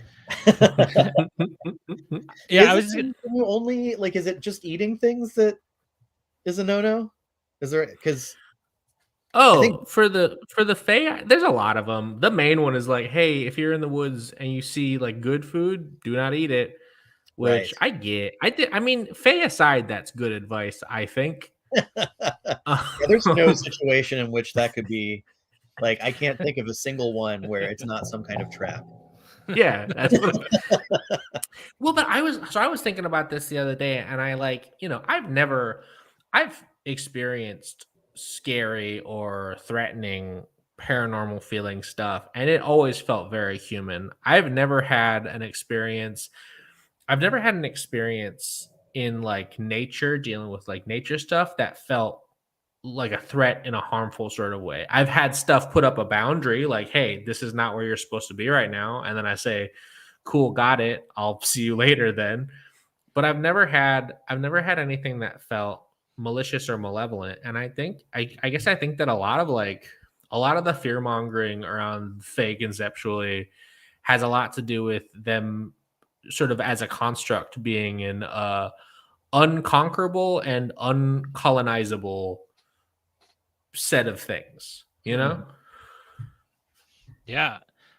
My wife talks about that a lot with Bigfoot, and talking about how guys going out to the woods and being scared of Bigfoot, and she's like, I'm scared of like real things, and like being attacked by men, and like this is like an opportunity or something for like men to go experience this like fear thing that they because they're privileged, to not have to ever think about that.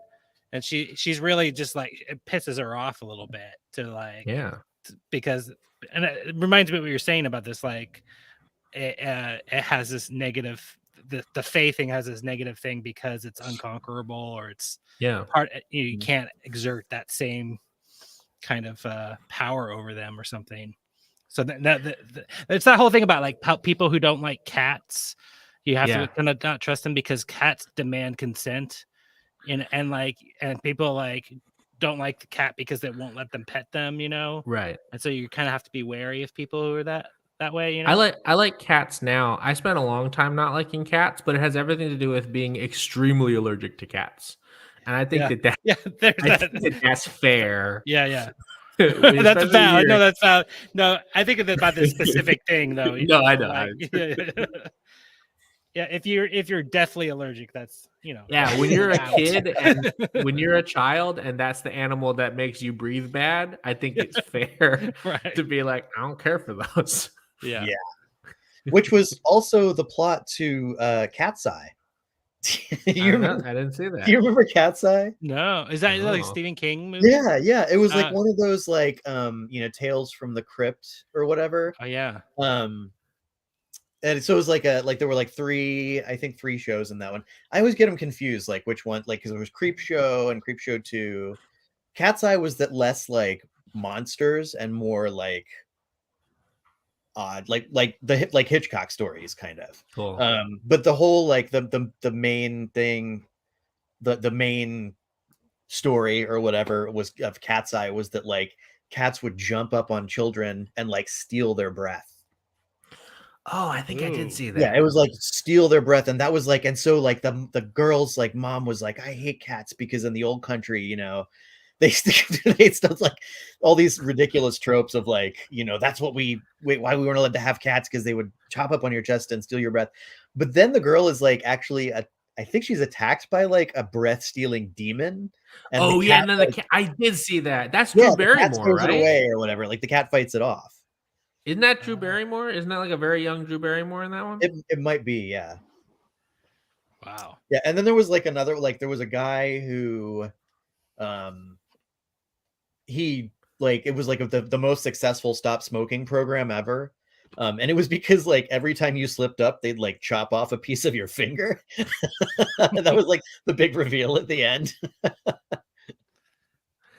probably work. Yeah, There was some fun stuff back on those like weird. I love horror anthology. Horror anthology is one of my favorite genres. I don't know if you ever see Southbound. Southbound's a great one. No. It's a really good horror anthology that is sort of like cyclical in a really interesting way, but it's a bunch of short, weird stories that like lead into each other in like unexpected ways. It's great. Good Halloween time viewing. Yeah. I'm glad that phrase, a horror anthology, because I've been sitting here like, it's a thing that has 3 things contained in it. Like, I'll have to look into that for sure. What I'm curious about your pilot. Yeah. I can talk about it without going into too much detail because spoilers and stuff. Right. But basically, it is premised around an idea that I've been sort of kicking around for a minute. That I think that strangeness and strangeness and marginalized identities are very connected to each other. I think if you look at a lot of you can't say trans because that's anachronistic, and you also can't say gender nonconforming because for something to be gender nonconforming, it has to have a specific rigid gender to not conform to. But people from all over the world in different pre-colonial cultures who did not exist in the traditional Western gender binary, in any number of cultures where these people were not just accepted, but also, considered spiritual advisors or priests or magic practitioners. I've been thinking about that, and I've been thinking about the idea of the strange being attached to liminality sort of in general, from the context of having a liminal identity. I'm a non-binary person. I am a mixed race person. I sort of exist permanently between things, right? Between poles that culture or society has said, like, these are the things you can be. And that's a sort of an interesting and specific experience. And so I am of the belief that this is sort of intrinsically connected to the strange and the weird, and strange sort of, I think there are a lot of things that people are very quick to be like, oh yeah, no, that's fake, that doesn't exist. And people will say that about like, spooky stuff, but people also say that about, trans people, right? And so I've been thinking a lot about just sort of my place in that. And so my pilot, it really explores that. It explores that conceptually. It explores that by going to places and talking to people who are like me, and people who, exist in the strange and also in sort of like gender weird spaces.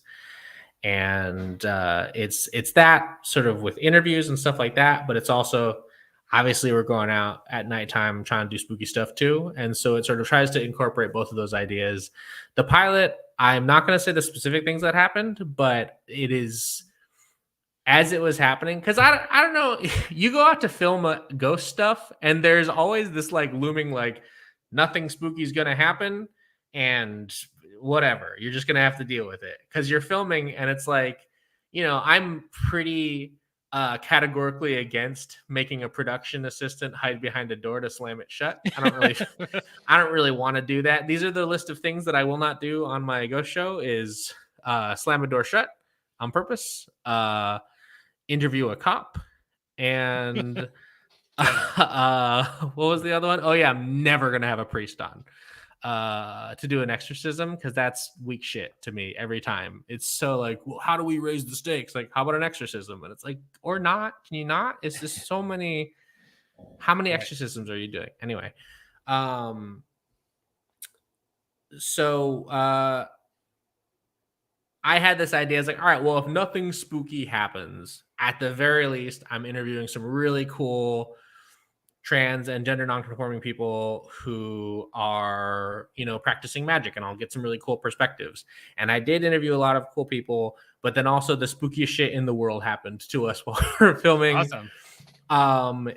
Yeah, culminating in a real wild thing in the woods involving a lot of wildlife behaving in ways that wildlife does not fucking behave, which is great and really cool. And also just like a series of synchronicities happened sort of like throughout the whole shoot that were like on the second day when I realized that they were happening. I remember like looking at my co-host Rosa and being like, people are going to say this is scripted based on how fucking unbelievable this chain of things happening is. So I'm very excited. I'm very excited for people to be able to see it. Dude, I have chills. I'm like, I can't wait for this. Yeah, it sounds so cool. It's like, go ahead. No, go ahead. Oh, I was gonna say when I've got a viewable thing before it's anywhere, I can maybe share it with the two of you if you want to see what we're working with before. Totally. Yeah. I just love that. I mean, I'm really into that, like surrendering to just letting what happens and trusting that, I really do appreciate too that you just went like, well, if at the very least I'm going to interview some cool people, and no expectations for what's going to happen, but also just trusting that something might and will, and it did. So I'm really a proponent of that. There's this movie that one of my favorite movies called I Don't Hate Las Vegas Anymore. It's by this Iranian filmmaker where he got a grant to make a movie and he just like threw the script away and he's like, I'm going to let God direct this movie. So whatever happens, like God is making it happen. And so he does, and like nothing happens, and he's like, "Oh God, this movie's gonna suck." And like his like anxiety that's part of the movie, him. Like, and then like him trying to like be the director, but then like, oh, I should let it go, and then something really weird happens, like this amazing magical moment. Amazing. He also does ecstasy with his dad, which is really weird.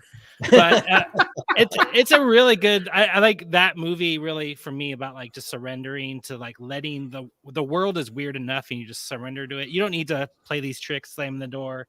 A lot of it is like I think making connections and then just letting things happen and paying attention. It's really funny the idea of an external force outside of the production directing, because specifically on the first night of investigation, we had 2 Estes Method sessions, one of which was very like and it was both for when I was plugged into it. One of them was deeply unpleasant in a way that and it's on the show, but I had to really like probably the scariest thing I've ever sort of felt while I was, and I'm talking about like full on like John Keel zone of terror, like full body dread shit.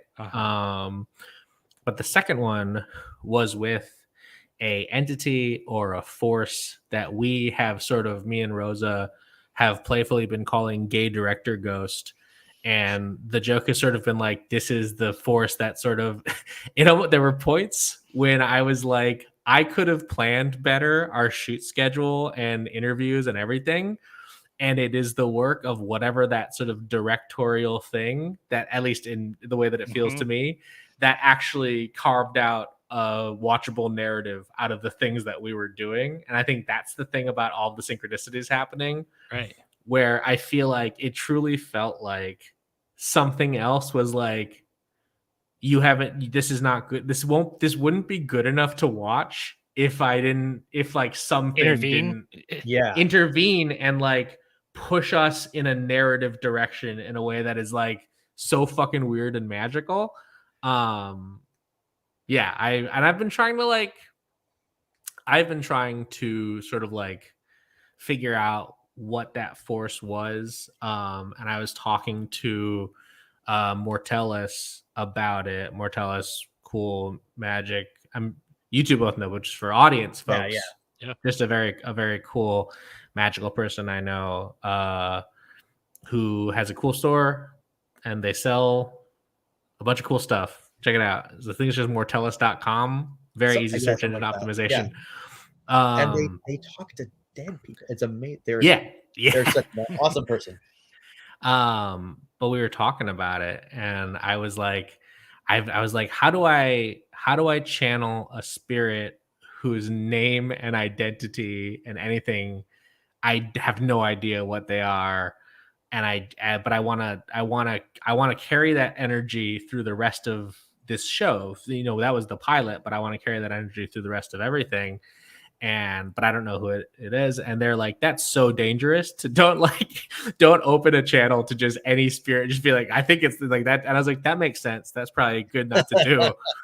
And I was like, and then we both independently were just thinking about like what this felt like, what it is. And I realized I've said for a long, so I'm sober. I'm alcohol and cocaine sober, because those are two things that I like to do a lot, and I had to stop. But I, even through sobriety, I spent my career, so much of my life has been traveling, going to rooms, encouraging people to eat and drink and laugh. And the God that I feel sort of the most connected with is Dionysus, because that's sort of their whole thing, is eating and drinking and laughing and sort of having a good time. They're also like, there's so much trans stuff when you like really dig into Dionysus. It's a real trans god. And I was thinking about what sort of entity or being do I have. Prayer is a wrong word, but talk to regularly. And that's not to say that I feel like I hear words back. It's a one-sided talk to me. I'm not there, you know what I mean? But if there were going to be a sort of greater force that I feel a personal connection to, that would help guide a TV show I'm making about a lot of things that I think are important to that force, and it'd be like, hey, let's make sure this is good. Anyway, that's sort of like, I feel like that's sort of a version, at least, of Gay Director Ghost. Anyway, I very much relate to being directed by something otherworldly, even if I didn't go into it with that in mind. That sounds so incredible, though. And, I know I would love to offer any support or help or anything like that. Appreciate that. We can't, for sure, because it just sounds... I can't wait. Like, fantastic. Yeah, that sounds great. I did have one thought, though. Yes. Are the Hat Men like ADs or like production assistants? Then we're to the Twin Peaks The Return part, where those guys with the charcoal all over them were sort of like acting like stage people. Yeah. So my theory when I was watching that is they're like, because I used to do theater, and a lot of the people who go behind the scenes and move props and stuff dress head to toe in black because it's easier for them to blend in. And so the woodsmen dressed like all in black, going around like moving things around in the background and like doing all the background stuff. Maybe that's what the Hat Men are. And as the Hat Man looks a lot like a Babadook, and the Babadook, as we know, is a gay icon. So true. I think that all sort of connects. I totally buy into the idea that there are like entities kind of in the background that are like, maybe not like controlling things, but maybe you need a little shove. Totally. I don't know if you, because I've told that my dream, like the weirdest dream I've ever had, a few times. I haven't heard it. I don't know if you've heard it, but so I was on a subway or like mass transit of some kind, and sitting there like looking out the window at whatever dream fantasy cool city I was passing through, and I don't even think I was doing anything but looking out the window, but this person comes up to me, and they look like a very like archetypal like Man in Black or agent from the Matrix or something like that. Yeah. The difference is that this person had like really long, like light blonde hair, and they were wearing sunglasses and everything, and they had a suitcase, and they were like, excuse me, are you Jeremy Puma? I'm looking for somebody with that name. And I said, yeah, that's me. And the person said, oh, okay, I'm glad I found you. You're not actually supposed to be having this dream right now. You're supposed to be having, they said, you're supposed to be having this one. And they opened the briefcase and I looked inside and I was in another dream. That's so cool. And it was like, ever since then, I've been like, it felt like a peek behind the scenes. Like, yeah, you know, whatever it was kind of, yeah. So I love that. That's so cool. Or was I just dreaming that it was a peek behind the scenes? But even on top of that, like, is there a substantive difference between whether it was just dreaming that or if that's, you know what I mean? Like, yes. What is the? Yeah, no, I love that. Yeah, Dark City. Emily says Dark City territory. Totally Dark City. I love Dark City. Jeremy, did you want to read some? You had some ideas about reading some stories and doing some commentary. Do we want to do that? I thought it would be fun to take a look at some of like because we always hear like, so, you know, spookiness and like there's this weird like crossover a lot of times with the stuff that we do and like true crime kind of stuff, which, you know, if you're into true crime, that's fine, but it's not like the liminal earth thing to do necessarily. But you don't often hear about like funny things that happen that are related to this, like really kind of wacky or weird in a non-scary way. So I thought it would be funny to find like some kind of quirky or offbeat or eccentric-ish stories from the map and like read them and see what people think. I love that. I think that like the main thing, as soon as I started like letting, I think, synchronicity sort of guide me towards things and really paying attention to that, I think the first thing that I took away from that is that whatever pulls strings and whatever exists has a real playful sense of humor. That's like the first thing that I was like, oh, I get that. And maybe it's because I spent 10 years doing stand-up comedy, but I was like, oh, this is funny. This is a funny thing. Whatever is engaging with me right now is like genuinely pretty funny. Yeah. So I found some really like funny ones that I thought I could read. But you know what? I need a recharge on my V8. So. Oh. Yeah, I'm drinking V8. I need to go get some more. Okay. It's good. Yeah, I'm not. Hey, listen. I have a question for you then. While you do that, Dash. Yeah. You were doing some WUFO stuff on your own, which I think is great. I hope more people do this. You were just kind of like having your own WUFO time with your friends. Yeah. And then you were doing this like Estes thing somewhere, and you had like a really weird experience. Video I sent you? Yeah. Do you want to talk about that? Sure. One thing I'll note is you wrote to me, you're like, oh, I didn't realize that this is like your thing, WUFO or something. Well, so I thought it was like, yeah, go ahead. Sorry. And I just want like people to know, like, no, you can just go out with your friends and you don't have to even watch our stream. Like, this is for everyone to just every Wednesday night, just go look for, you know, weird stuff in the sky and, you know, share it with people if you feel comfortable. But I think it was great that you were doing that. So I've heard that, and this is based on the, you know, the John Keel Wednesdays thing. Yeah. I've heard that is why Wednesday Addams is named Wednesday Addams, was the connection was because Wednesday is the spookiest day. Yeah. Consistently. I don't know if that's true. That is potentially apocryphal, but I have heard that. Huh. So yeah, I was like, I would see all these hashtags and I was like, Liminal Earth, y'all seem extremely cool. So I was like, you know, follow everyone on Twitter. And I would see all these posts, hashtag WUFO Wednesdays. And I was like, oh, cool. So it's just like people are going out and sharing their spooky experiences. And then at some point I was like, oh no, you have a whole like show and a thing. And I was like, oh my God, I've been hijacking this hashtag. I was like, I've been hijacking this hashtag. I felt bad. And then you're like, no, anyone can do it. And I was like, oh, okay, sick. I'll keep doing it. There's a spot near where I live that is like there's a fire pit up there, but there's a hiking trail that's just sort of like that leads up, and it's like overlooking a city. So it's like a really cool city view, but it's a really cool like just patch of grass surrounded by trees, and it feels extremely like if I were going to write a script about a group of kids who have a UFO encounter, I would film it here. Like it feels like that kind of, it's even got like little stone benches that feel like fucking Stonehenge stuff.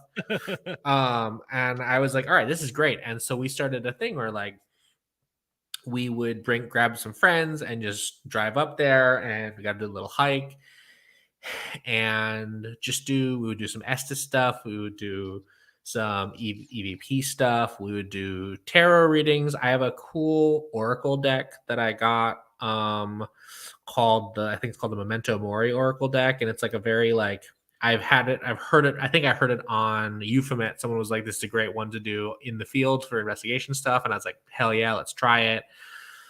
So it's a really just like, it is a fun thing that we do with some friends we have in town. And then specifically like when friends of mine from New York come and visit, we're like, all right, if you're here on a Wednesday, we're going to go do, a lot of times we just call it Spooky Wednesdays. It was just like, we're going to just go do Spooky Wednesdays.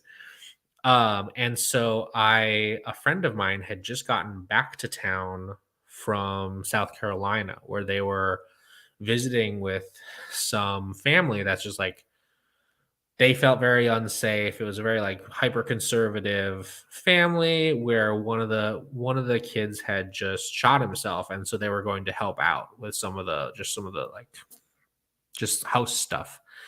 And I was plugged in to the Estes session. I'm sure everyone in the chat knows what Estes is, but it's I don't have to explain it. But I was plugged in.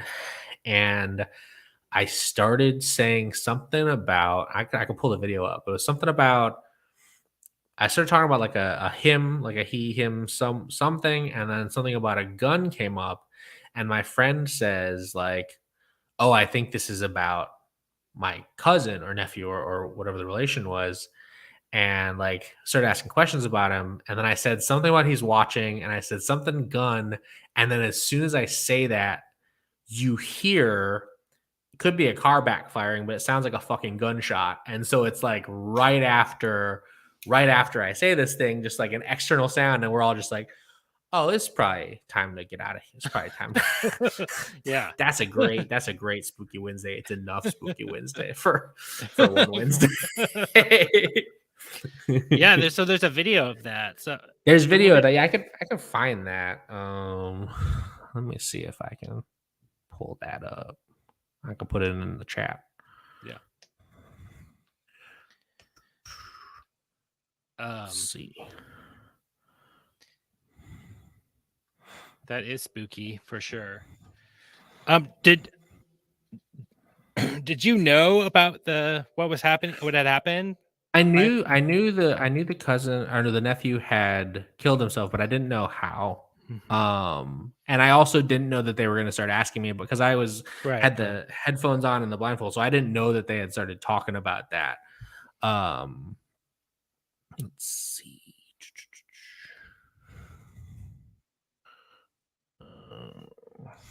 So Twitter's interface is so weird. Go ahead. No. So Jeremy, do you have some stories you're gonna? Oh yeah. No, I'm ready whenever anybody else is. Yeah. So if you want to look that up, Dash, and then Jeremy, maybe read some stories, and we could do some little commentary. Yeah. Gosh, where to start though? I think I'll start at the earliest one here. This was back from when we were basically still liminal Seattle. We were kind of like liminal Puget Sound at the time. Cool. Because Garrett had already moved to Bremerton, across the sound where we. Have you ever been up here, Dash? In Seattle? Yeah. I've been once. I've been a couple times, but the most, like the one that is burned into my brain the most is there's a spot called the Sloth Sanctuary that I think it might be technically Oregon, but it's on the border, I think, where you can feed and pet sloths. Oh, And so I don't know did. I about did that. go. I don't. Yeah. I did How do go I not know do about that. that? Yeah. Oh man. Yeah, it's cool. You can Oh, feed yeah. and pet them. You get a little cucumber and you put it in their mouth, and they just kind of. It's a really delightful experience. That sounds. I hear a field trip coming up. Well, I've consider done the this Seattle. Go ahead. Sorry. I was just say, consider this a standing invite, obviously, but Amazing. Yeah, I don't know about this law, but we got to look that up. I've never heard of that. That's me.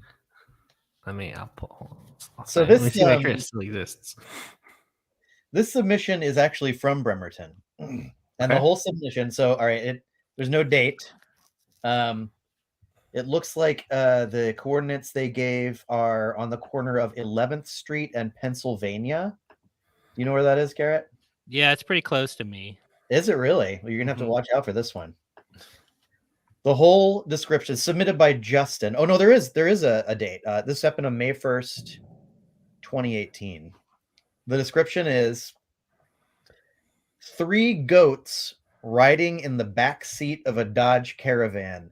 This can't end well. Yeah. And that's the whole submission. Yeah. And that's true. This can't end well.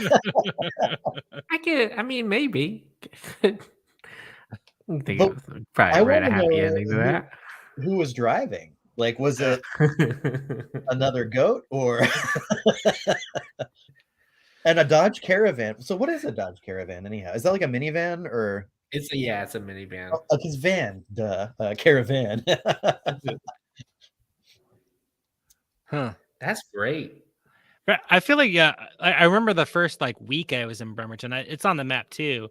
We were driving around late at night, and there was just a guy standing behind a car with one handcuff on, only, and I can't remember the detail. I was just like, what is going on? There's all these kind of weird experiences in Bremerton like that. Like the first time I ever went there with my wife, I was like, I think we should move here. This is really cool. And then there's this guy who came down the alleyway with Jinko jeans and a long chain wallet. And then he had a skull in his hand. And it was just it was like a speaker blaring butt metal, And it's just holding the skull. And I'm like, see, we should definitely that's our sign, It just has a lot of characters. It's actually really funny. It's funny that you mentioned that story because today we were catching a lift back from Target to the place we're staying, and we passed by a guy on a skateboard just holding a full big plastic skeleton with a hat on. Just skateboard, just me and my buddy skateboarding down the street. That's awesome. And that's so funny because it's that. That's I feel like that's very almost very similar. Totally. So the next one's actually from. Should I go on? Yeah. Sure, yeah. I will just say 3 goats in the back of a Dodge Caravan. I think that could end well. I'm sorry to be the You're in the can. I'm sorry to be the voice of opposition, but I can see that ending very well. We might need a Twitter poll. Yeah. Okay. Yeah. Good. We're gonna do a poll. Can it end well? Can it end well?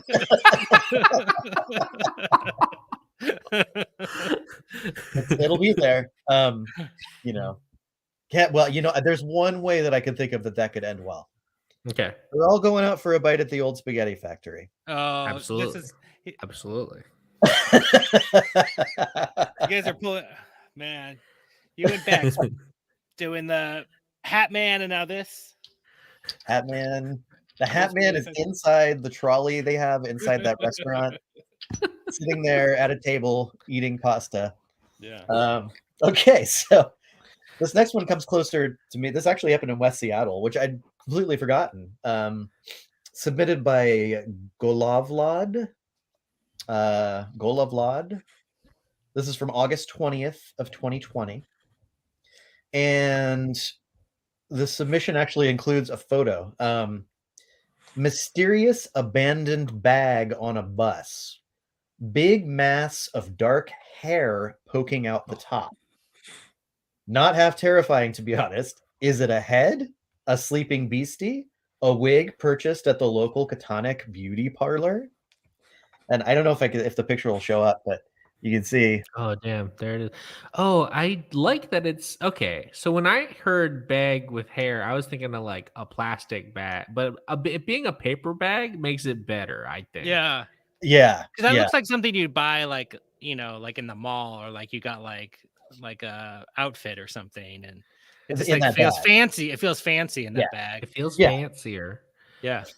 I like that a lot. It reminds me of, there was a time that I was trying to put together a costume of my favorite Green Lantern. That's Guy Gardner, the best one. I was trying to put a costume together of Guy Gardner, and I ordered from one of those suspect websites that I ordered a green jacket. I had a green leather jacket, and I was like, I'll cut the sleeves off to create this cool green vest for it.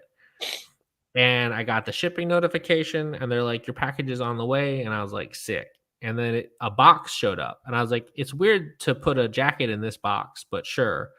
And somehow, instead of a green jacket, they sent me a mannequin head with a full head of hair, like a long, like one that's for people learning to style hair. You know, it's like the head with just a long hair.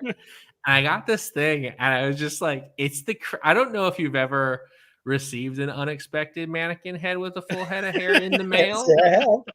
It's a singular experience. Because, like, especially if you think it's going to be something, like if you've ordered that, I think it's different than if you did order a cool green jacket and instead they sent you that. And I was like, well, I this is mine now. This is a treasure that I have. Well, yeah. But when you would like put it, that's almost what the bag looks like to me. Like the head, you know what I mean? The head part. Yeah. If you put that and you kind of stuffed it into a paper bag, that's great. I hope, in fact, Can I just say, I hope that's what that is. Well, yeah, that would probably be the best case scenario for that particular bag. I think, so here's the question. And this is one of those, I think this is the kind of question that we need to ask ourselves constantly to determine what potential timeline we're going to end up creating. Yes. In this case, would you have accidentally kicked over the bag? I don't think I would have kicked it. I think, and this is just sort of how I'm trying to live. So, okay, is the bag is abandoned? Like nobody's with the bag? Yeah, nobody's with the bag. So you could walk by and like, oops, like, did I do that? You could also just take it. Yeah, you know, you could also just like, if that's no one's bag, maybe it's your bag now, and now you have with it. Yeah, no, in hindsight, that seems like the kind of one where like you take the bag and then bad stuff starts happening and you throw the bag away and then it just appears in your house, you know? Like that's like it's doing like The Mask where it just keeps coming back no matter what you do. So, okay, maybe you don't take, this is my own hubris and folly, perhaps, where I'm like, I could own this bag. But But yeah, I mean, I think if no one's there, I'm at least peeking in it. You know what I mean? I'm at least going to try to peek. I'm not going to knock it over because who knows what's in there, but I will try to peek in there because who knows what's in there. You know what's in there? The hair? Tiny desiccated body and the enormous head of the last person who tried to peek in there. Fuck. It's a Beetlejuice. I got it. Like Junji Ito or something. Like yeah, that's true. I guess, yeah. Everything that I've suggested is probably not best practices for this bag of hair. I feel like I have activated the trap in every possible way with my number of suggestions, probably. Yeah, but everybody needs that person. So sometimes you got to activate the trap. That's right. What do you think, Garrett? Would you have did I do that to the? No, I'm too chicken to do that thing. I don't think I'd do that. But I just remembered, this what makes me think I remembered this thing that happened to me where I just found this. This happened in 2005. I took off. I got a pair of shoes at the thrift store, and I was like, I'm just gonna put these on and leave my other shoes there. And then I left a note with an email address saying like, these are magic shoes and they're your magic shoes now. And you can email at magicshoes@gmail.com. I think it was Gmail. Hotmail, because I think Gmail wasn't around yet. And so I left that there, and then I got home and I realized that magicshoes@hotmail.com was already a thing. So I wrote an email to magicshoes@hotmail.com like, hey, this is what happened. My name's Garrett. You don't know me yet. I'm sending you an email because today I found a pair of shoes. I made the switch. So someone might be contacting you saying they found my magic shoes, but obviously this email address is yours. And then I asked them, what kind of magic shoes do you have? But this person never wrote me back, so I don't know. It's just rude, I think, Absolutely not responding rude. to. But you saying that like this bag you find is now your bag, I think. And I hadn't thought about this in like God forever. This is Hotmail, so it's not like that went to spam or anything. Like that person got that email. Yeah. Yeah. Anyway, I found one. Here's the thing. I was navigating your website, and when you just search, it doesn't show you the whole post. It shows you the title and then the first part of it. So this one I clicked because I thought that was the whole post. It's not. I will read you the part that I thought was the whole post. And this is a post. This is from does it have a date on it? I don't know if I can see. Oh, it's 2001. And the subject line is unusual frog. And the only part, and this will make more sense as to why I clicked it. The only part I could see was I saw a very unusual frog. Now I did I did see that there's more to the post. But that's what I thought. So the whole post is just I saw a very unusual frog. At first, I thought it was a toy tropical frog, but it was breathing, not sure. It was acid lime green, bright even next to the grass, nothing that looked natural with black spots. So that's just an unusual frog that someone did see. I love that's on the map. Yeah, that's in Birmingham, England. Yeah, that's so cool. Like, just please do put like your weird animal encounters. Just pick them up there because that's awesome. I've got this one. Garrett will know because some of these I don't know if it's that I remember them better because they're also like old or like because they were from the beginning of the map. But this one is called Watery Bigfoot. And it's in Seattle. I love it already. Yeah. It's in Seattle again, and it's another one of these short like one-liners. And it happened in no date here. It says, with the help of an orgone detecting Orthodox icon of St. George, I and a team were able to locate a giant Bigfoot rising out of Puget Sound in broad daylight. Submitted by Brian. When we say a giant Bigfoot, does that mean like big even by because Bigfoot big? Yeah, Bigfoot right. Already big. But is that to say, because I wouldn't say like, wow, a giant elephant. I would say a regular elephant. You know what I mean? So is a giant Bigfoot larger than your average Bigfoot? And if so, I just wish this person would have explained, like, you know, put a guesstimate on that height, you know? Right. Yeah. I actually was curious. How many like creepypastas do y'all get on this? You know, we don't tend to like go like if something's like, that seems a little, then I'll look it up. We don't often though, like it's kind of part of our ethos, like not to question anything unless it's very obvious. So and that's I only ask because like as a person who's very fond of creepypastas, I feel like creepypastas have a very specific cadence to them.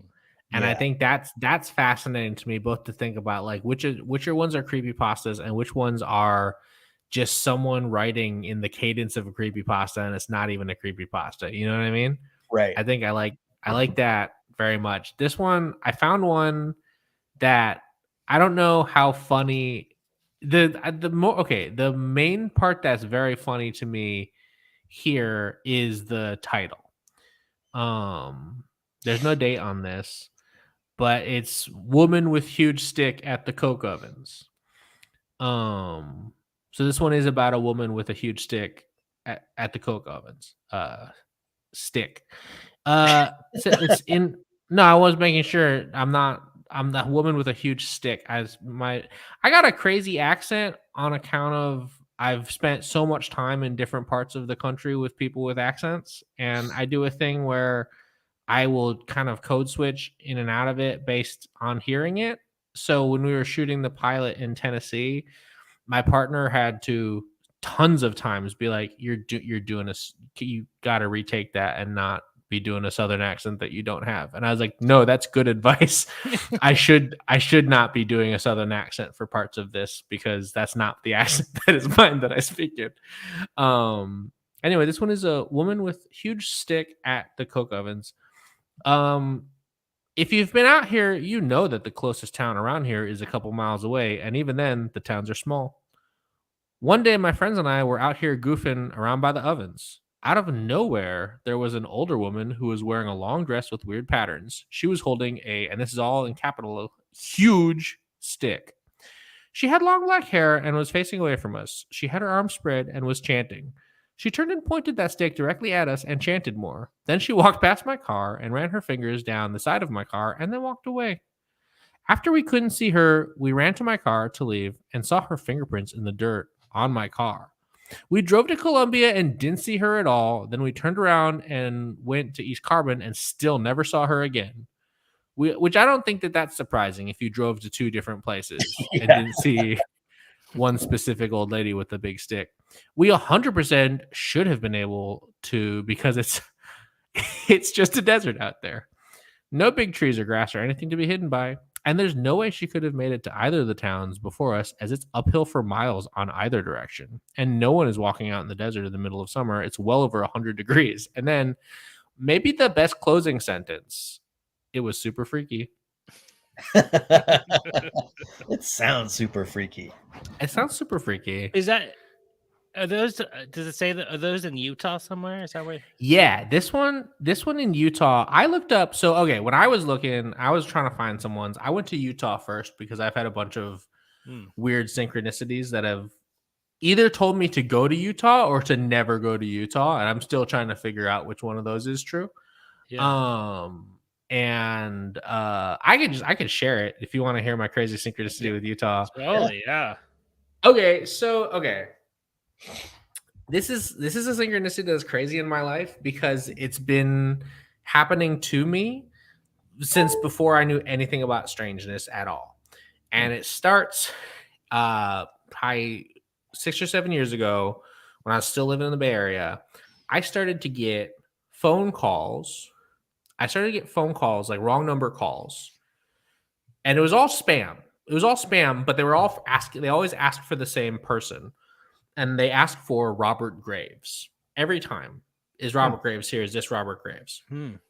I didn't think anything of it. I was like, some old guy named Robert Graves with a similar phone number to mine who put mine down by accident, whatever. This happens for a really long time. Later, I'm talking to Mortellus again, and I'm just talking about gods, talking about Dionysus, and they're like, "Oh, you should read Wicked plus Divine, this comic book." And I was like, "Oh yeah, sick, cool. I love a comic book. I love a comic book about gods. Great." So I pick it up, and in the second trade, there's a character, and this is all about like gods who've been around for forever, or whatever. And one of them says something, the White Goddess by Robert Graves. And I'm like, fuck off. Get the fuck. No, come on. And so I hit up Mortellus and I'm like, hey, who's Robert Graves? And they're like, oh yeah, it's like, this person who's part of neo-paganism. And I look it up. This dude, Robert Graves, wrote a poem called The White Goddess that became like a foundational cornerstone of neo-paganism, specifically like Gardnerian Wicca. And so suddenly this fucking thing that's been happening to me for like 6 or 7 years, where my phone number gets called and I'm asked for Robert Graves, usually a couple of times a week, sometimes multiple times a day.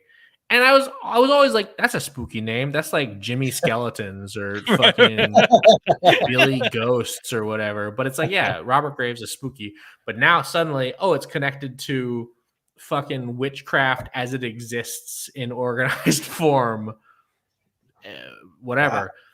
And so I'm like, that's weird. And now Robert Graves calls come in with higher frequency when weirder stuff is happening.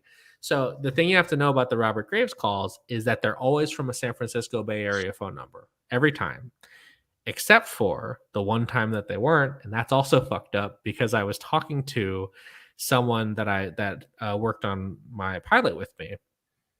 And they're like, oh, I just had a weird set of synchronicities happen. I'm like, yeah, tell me about it.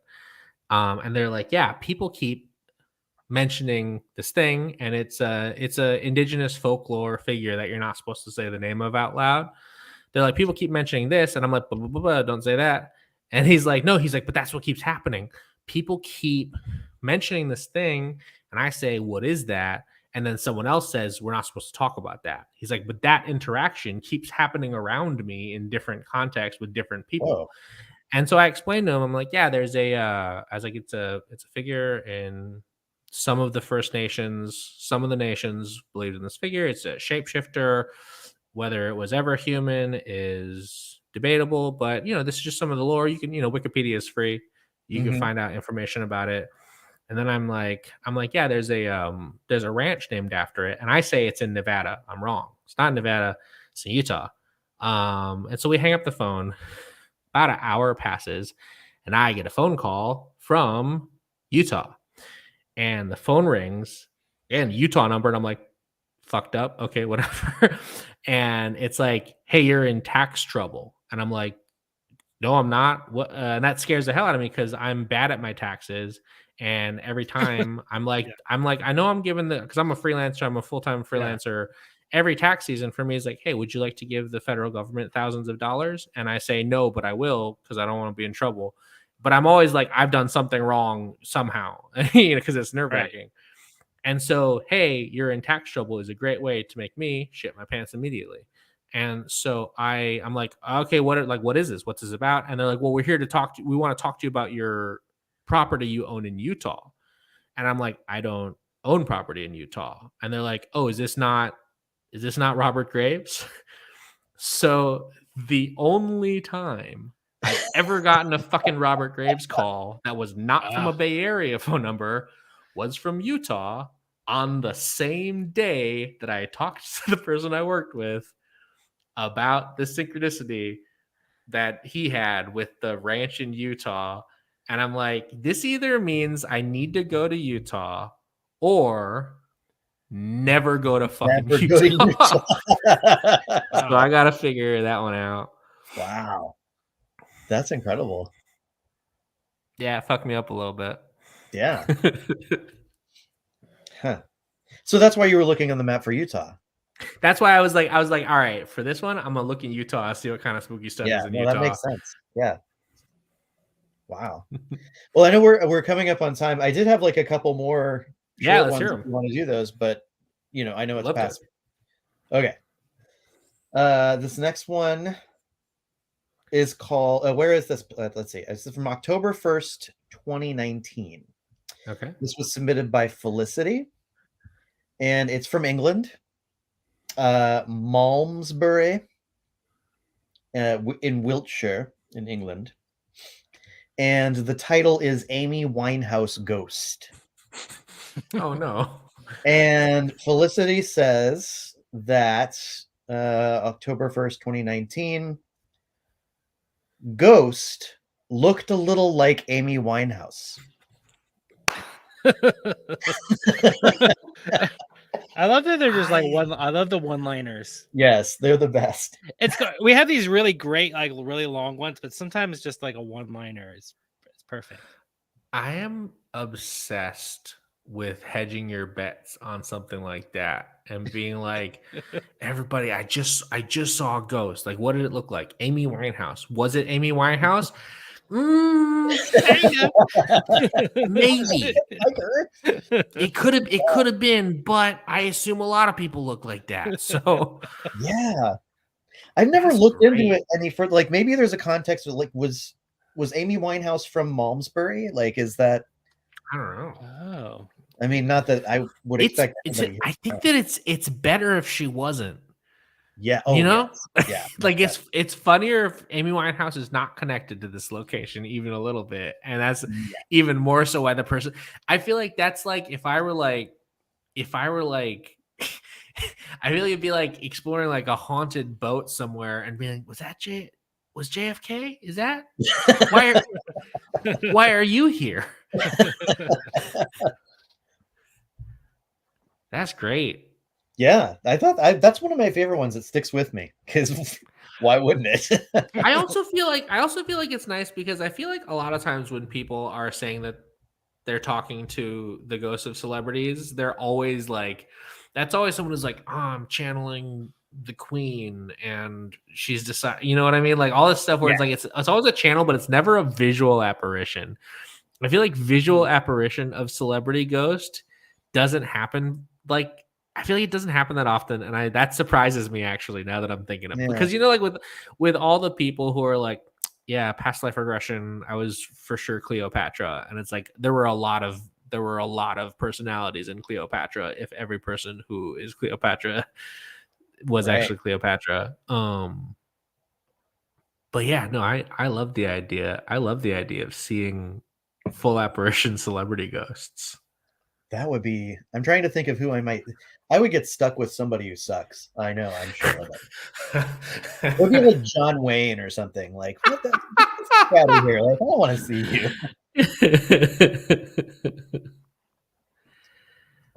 Oh God, that sucks. All right. Yeah, who would be your like your dream celebrity ghost and your nightmare celebrity ghost? Oh, that's a hard one. Do they have to already be dead? I mean, it's a weird question. I mean,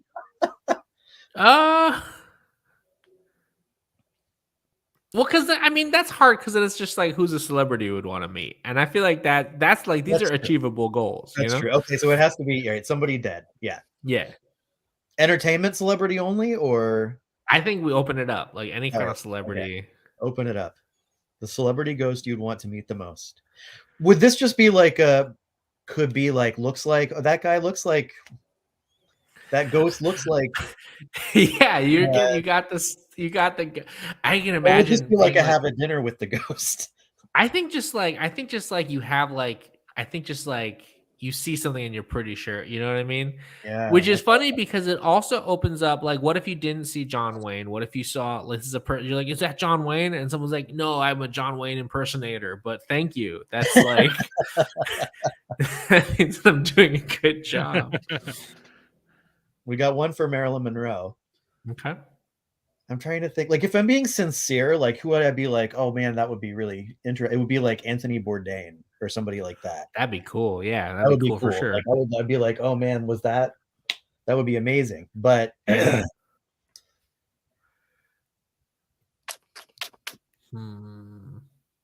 otherwise, I think I don't know. I don't have a celebrity database like some people. Yeah, I'm struggling with it too. I got Garrett, one for Robin Williams in the chat. Oh yeah, that's a good one. Oh yeah, Robin Williams is good. One time my parents ran into Robin Williams because he lived in the Bay Area, and my dad, a crazy person, was like, oh my God, Robin Williams, my wife painted you a painting, a lie. And so he was like, what's your address? We'll send it to you. And Robin Williams gave them an address. I don't know if it was his address. And so my mom had to paint a painting to send to the address that Robin Williams gave Wait. my dad. Does your mom paint, or is that like totally? She would paint sometimes, but it wasn't like a passion. She just kind of did it occasionally. Huh. Yeah. I just picked. So I don't know if he had it.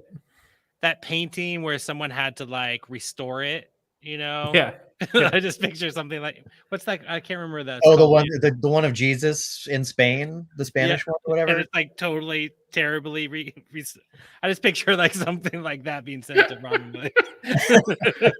I think it was like a painting of a dinosaur at the circus. Is what? Oh, really? It ended up being. Yeah. Okay.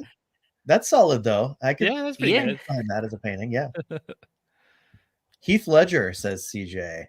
Heath Ledger, a good one. Alan Rickman, a good one too. Oh yeah, very good one. Yeah, that would be just like it would be hard to mix up Alan Rickman with like, it either looks like Alan Rickman or it doesn't. Like there's no. That's true. Yeah, there's no there's no middle ground on Alan Rickman. Garrett, you have anybody you? I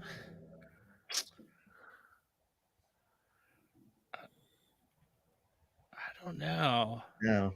I was thinking like I didn't know her name, but it's Margaret Lanterman, who's the log lady from Twin Peaks. Oh yeah. She would be great. I just think she would have something cool to say. Yeah. I think it would be sick to see like a David Bowie or a Prince. Only because Prince. like yeah. Only because like even if they don't say anything, like you're gonna have a really theatrical ghost experience if it's either of those. You know what I mean? Like that's gonna be crazy, Yeah. just visually. And it'd be like, yeah, okay, cool. Wow. Well, should we do one more? And then yeah. Okay. Last one. Another really old one, and Garrett might remember this one. So this one's called The Knowing Trees. It was submitted by somebody who goes by Higgles, which, all right, fair enough. This was in Seattle, in a park here called Madison Park, which is right on a big lake, Lake Washington, to set the scene. Very pretty. So this happened on... This is before we even asked for dates, I think. That's why so many of these don't have dates on them. So there is a small grove of trees on the north end of Madison Beach next to the apartment building. Generally, this spot has excellent vibes. I've taken many, many school groups here. However, for whatever reason, Madison Beach has a lot of animal activity in general. Lake Washington is polluted, so there's always dead water animals floating around. At least one rabid bat sighting every summer. So the animals here do not fuck around and do not hold with negative vibes. Once I was there with a close friend and her girlfriend laying under the trees chilling. Her girlfriend is looking up at the trees and goes, "Is that bird peeing on me?" And immediately that bird shat directly into her mouth. Then said girlfriend turned out to be wildly toxic and slightly evil. Absolutely a case of fecal divination. Wow. And that I think is the original fecal divination entry. Oh, that's why it says fecal divination as like I a think category. so. Dark Yeah. forces, I think, on the map. Or did that person get corrupted by the bird shit? Oh. It was like a curse. It's Bird like shit it's like a cause and effect. Yeah, like totally. which came first? The toxic ex-girlfriend or the well-aimed bird shit. Yeah. And of course, the way that like my brain works is I'm thinking like, well, what kind of bird was it? That's a good question. It's a good question because we wouldn't know. I mean, it's gonna determine the size and the force of the bird shit for sure. Yep. And like was it a crow symbolizes something entirely different than like a seagull? Yeah, and if it's a crow, it's probably on purpose because they're very smart. Do you know one time I was in Seattle and I got on my scooter to go to the light rail. So I like drove to the light rail on my scooter. And as I was driving, I realized like halfway there that my hand was all wet. And I was like, what the fuck? And so I like took my hand, I saw the bird had like landed on there and like shat all over the throttle. I was like, gross, I was like, fuck. And, so I got to the light rail and I parked it. I'm like, ugh. I'm just gonna wipe my hand in the grass and I'll wash my hands when I get to work. So I put my hand in the grass and I rubbed it around and I rubbed it in dog shit in the grass. Like it was like and then I was like late for work, so I had to like find somewhere else to wipe it, and then I had to like go to work with my hand like this, like on the light rail. It was horrible. This is one of the Garrett, that's a nightmare. I know. Like, what does that mean? That's terrible. Yeah, it means that you can cruise easy because you got all the bad shit out of your way. One day, yeah. You did it. I remember when I was a little kid once. I was taken to a place that did chili cheeseburgers, and I made a real mess of myself on account of being a little kid eating a chili cheeseburger. And so I did a bad job, and they're like, you are going to need a new t-shirt. And so I got a t-shirt, a really ugly giant white t-shirt with the restaurant logo on the front of it. And I remember literally stepping outside of the restaurant in this big, horrible looking shirt, and a bird shit on me immediately. And it was, and I was just like, yeah, I can't. I'm gonna look like a mess today, sort of regardless of how it goes. I can't. I'm just gonna. This is not a good day for me in shirts.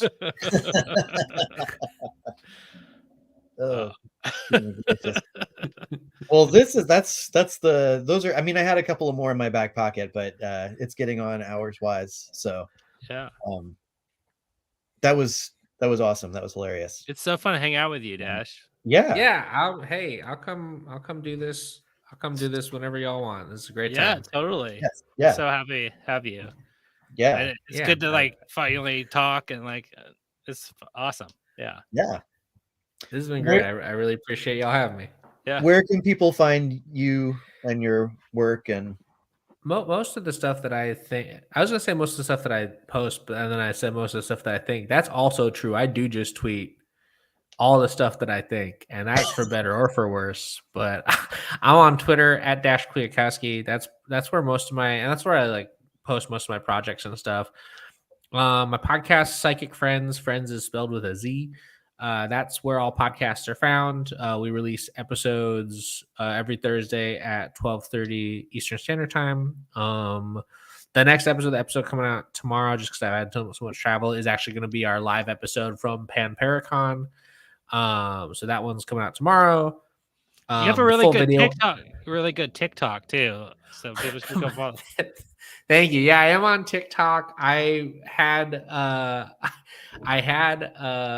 an early TikTok I did goes like super mega viral about minor league baseball mascots, and the official TikTok of minor league baseball followed me, and then they sent me some hats, and I think that set a really unrealistic expectation of what TikTok can be. Yeah, because I was like sick. My goal now is just to get things. I just want people I just want brands to send me stuff.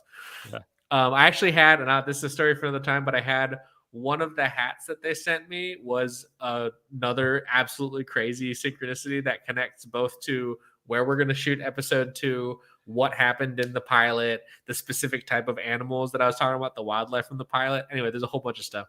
But one of the 2 hats they sent me was a connection in a crazy way. Yeah, so I'm on TikTok. I make TikToks kind of just about whatever. You made a great one, I remember, about like a Garfield like fan group on Facebook. Yeah. That one is so good. Oh my god. Which I will say, I regret not bringing this up earlier. It's such a great community you found.